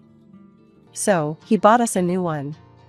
Growing up in that house was like living in a museum, look, but don't touch. Don't make noise. Don't exist too loudly. I learned pretty damn quick that I wasn't part of the exhibit, just some unwanted artifact they couldn't get rid of. Mom and Dad were always working. When they weren't, they acted like I was some kind of leech, sucking the life out of them. We had a parade of nannies coming through the house. Some were nice, some weren't, but none of them stuck around long enough to matter. Jessica, my so-called sister, might as well have been a stranger living in the same house. 14 years is a hell of an age gap, and she made it clear she had no interest in playing big sister. I remember one time, I must have been about 6, I tried to hang out in her room while she was getting ready for college. Jessica, can I watch you do your makeup? I asked, peering around her doorframe. She barely glanced at me. No, Deborah. I'm busy. Go play with your toys or something. But I don't want to play alone, I whined. Can't we do something together? She slammed her mascara down on the dresser and whirled to face me. Look, we're not friends, okay? I'm not here to entertain you. Go bother Mom or Dad. That was pretty much the extent of our sisterly bonding. Mom was even worse. Every day when she got home from work, it was the same routine. She'd walk in, kick off her heels, and make a beeline for the liquor cabinet. Mom, I'd call out, excited to see her. Can we play a game? Or read a story? She'd pour herself a large glass of wine and sigh heavily. For God's sake, Deborah. Can't you see I need some peace and quiet? Go to your room and play by yourself. You're old enough to entertain yourself. And Dad? He'd promised Mom he'd take care of me if she had me. What a joke that turned out to be. He was always too busy or too tired to spend time with me. His favorite phrase became, "Not now, Deborah." I remember overhearing them argue about it once. I was supposed to be in bed, but I'd snuck out to get a glass of water. "Tom, you promised you'd help with her," Mom hissed. "I can't do this all on my own." "What do you want from me, Karen?" Dad shot back. "I work all day too. I'm exhausted when I get home." She's always so needy. I didn't stick around to hear the rest. I'd heard enough to know where I stood in their eyes, a burden, an obligation, a mistake they were stuck with.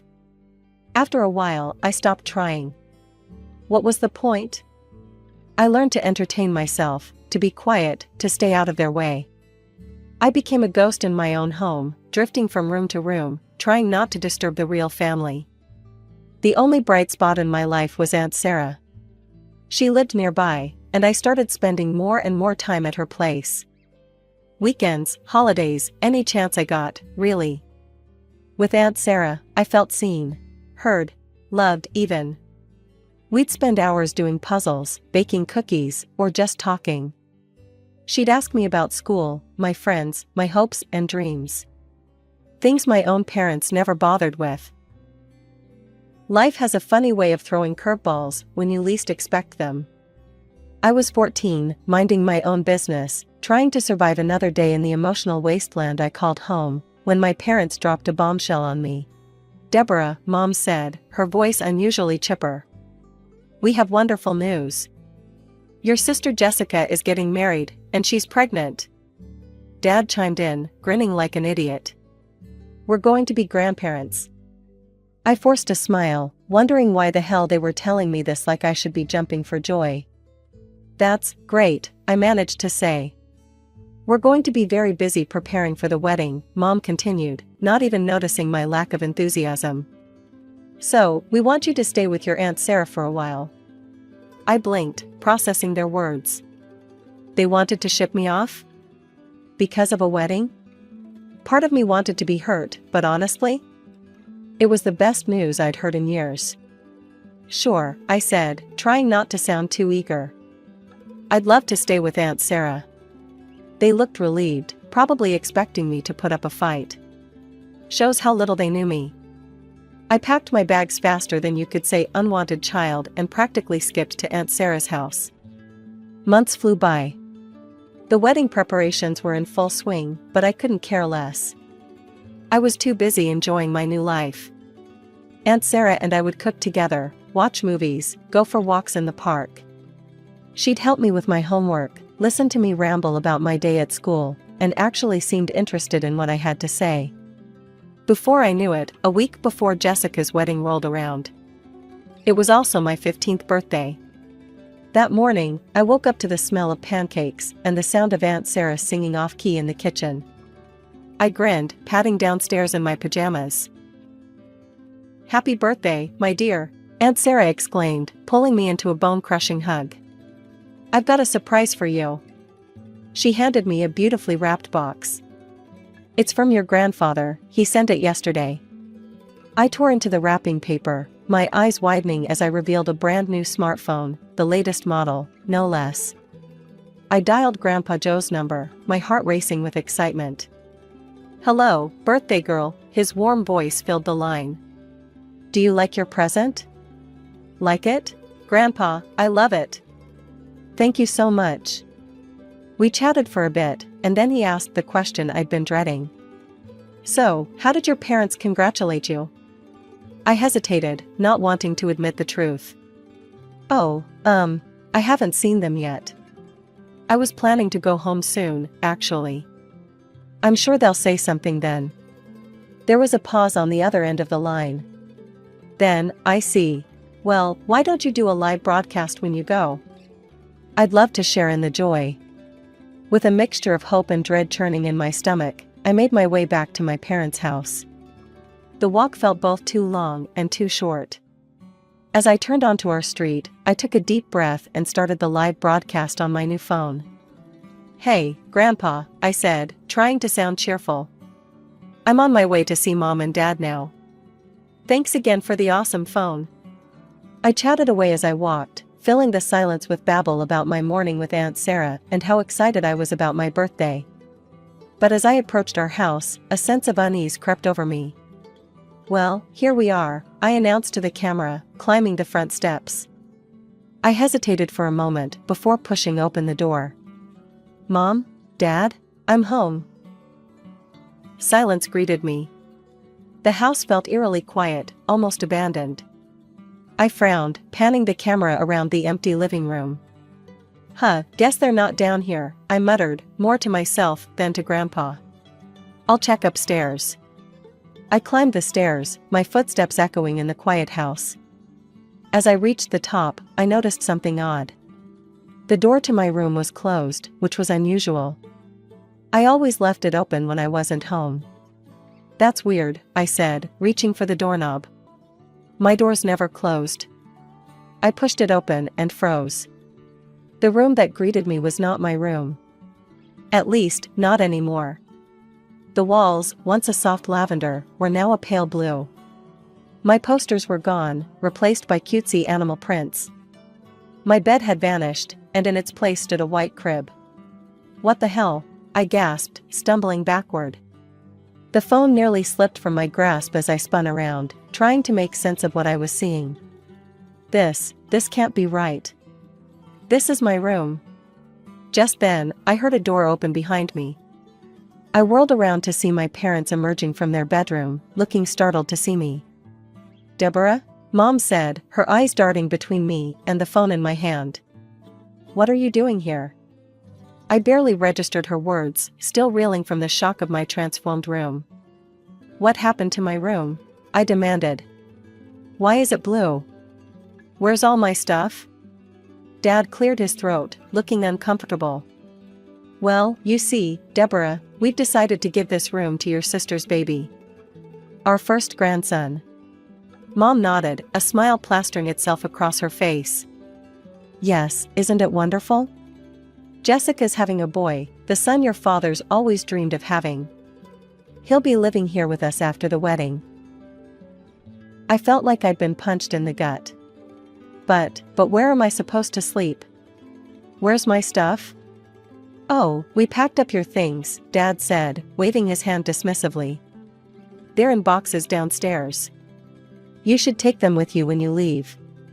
We don't want them cluttering up the place." I stared at them, unable to comprehend what I was hearing. "Leave? What do you mean, leave? This is my home."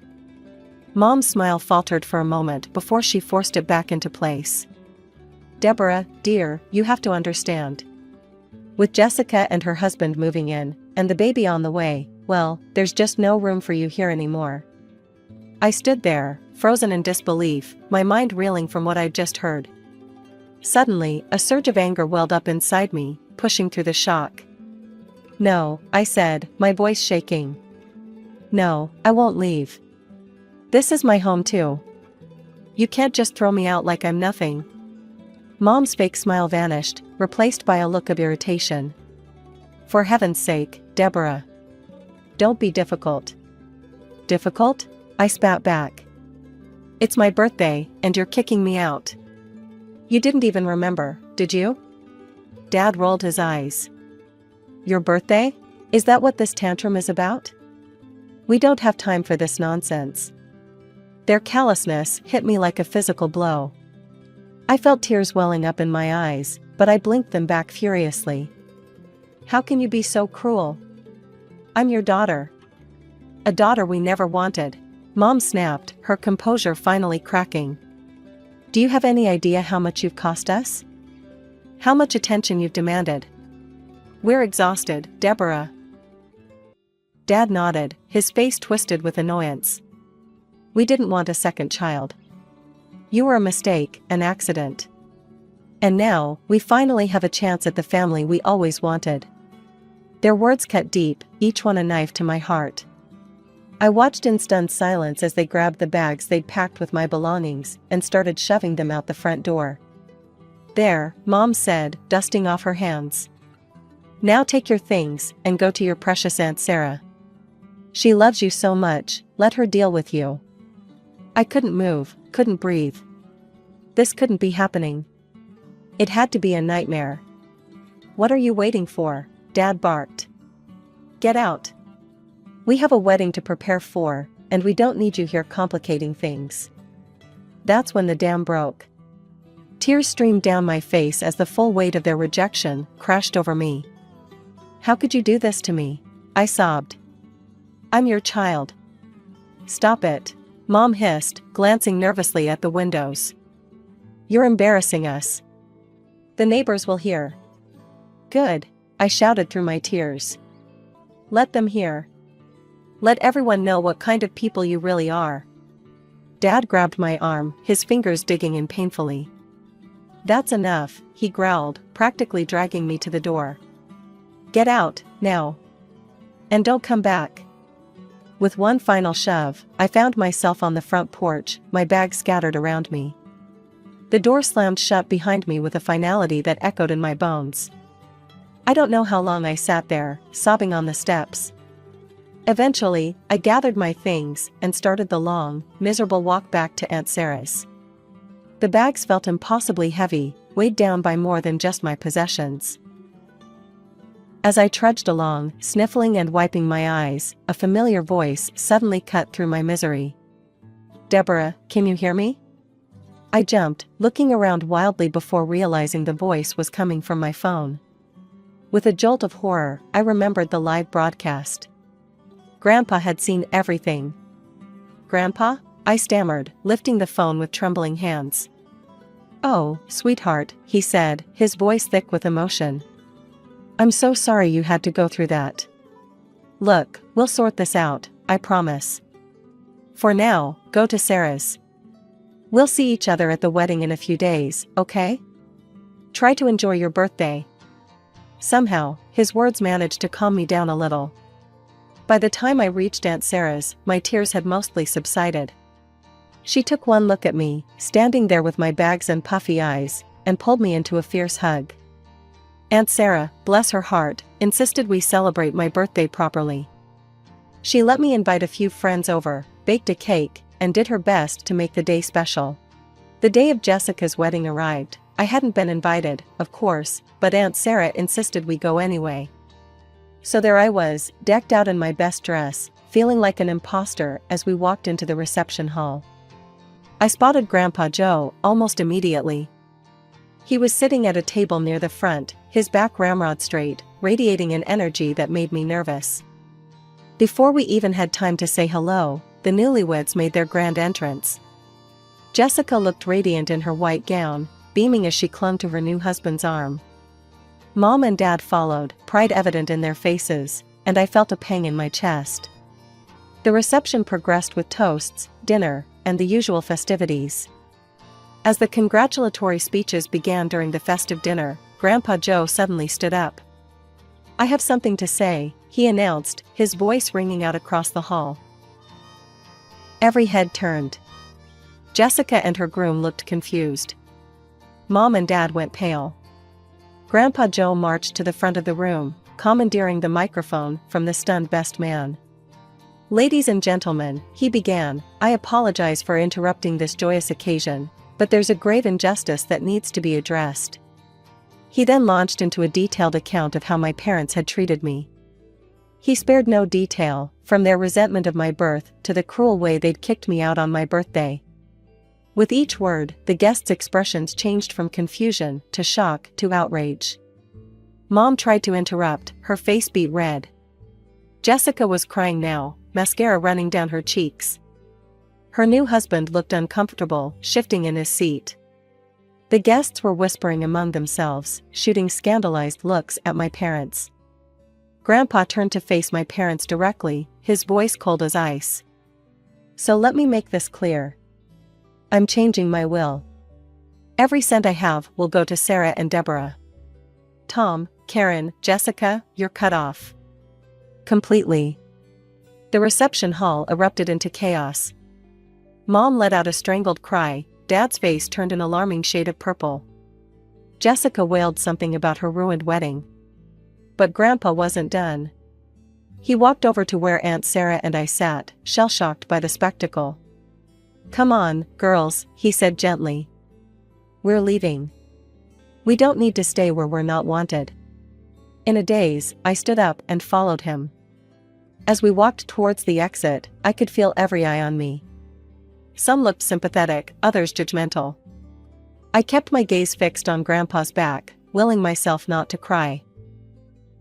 The morning after the wedding disaster, I woke up to the sound of insistent knocking on Aunt Sarah's front door.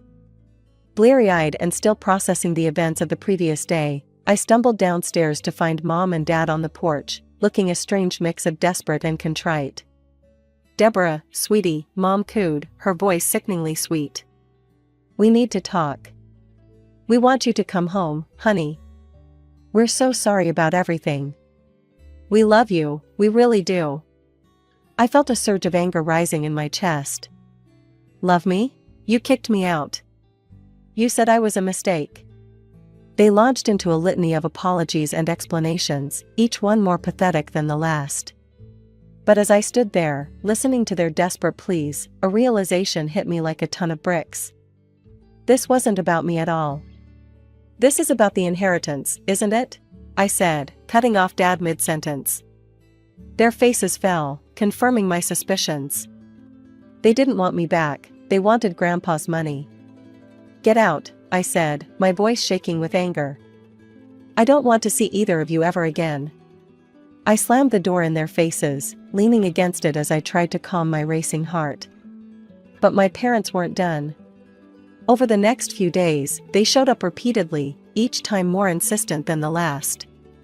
They called, they sent emails, they even tried to rope in other family members to convince me. It all came to a head about a week after the wedding. I was home alone when I heard a commotion outside.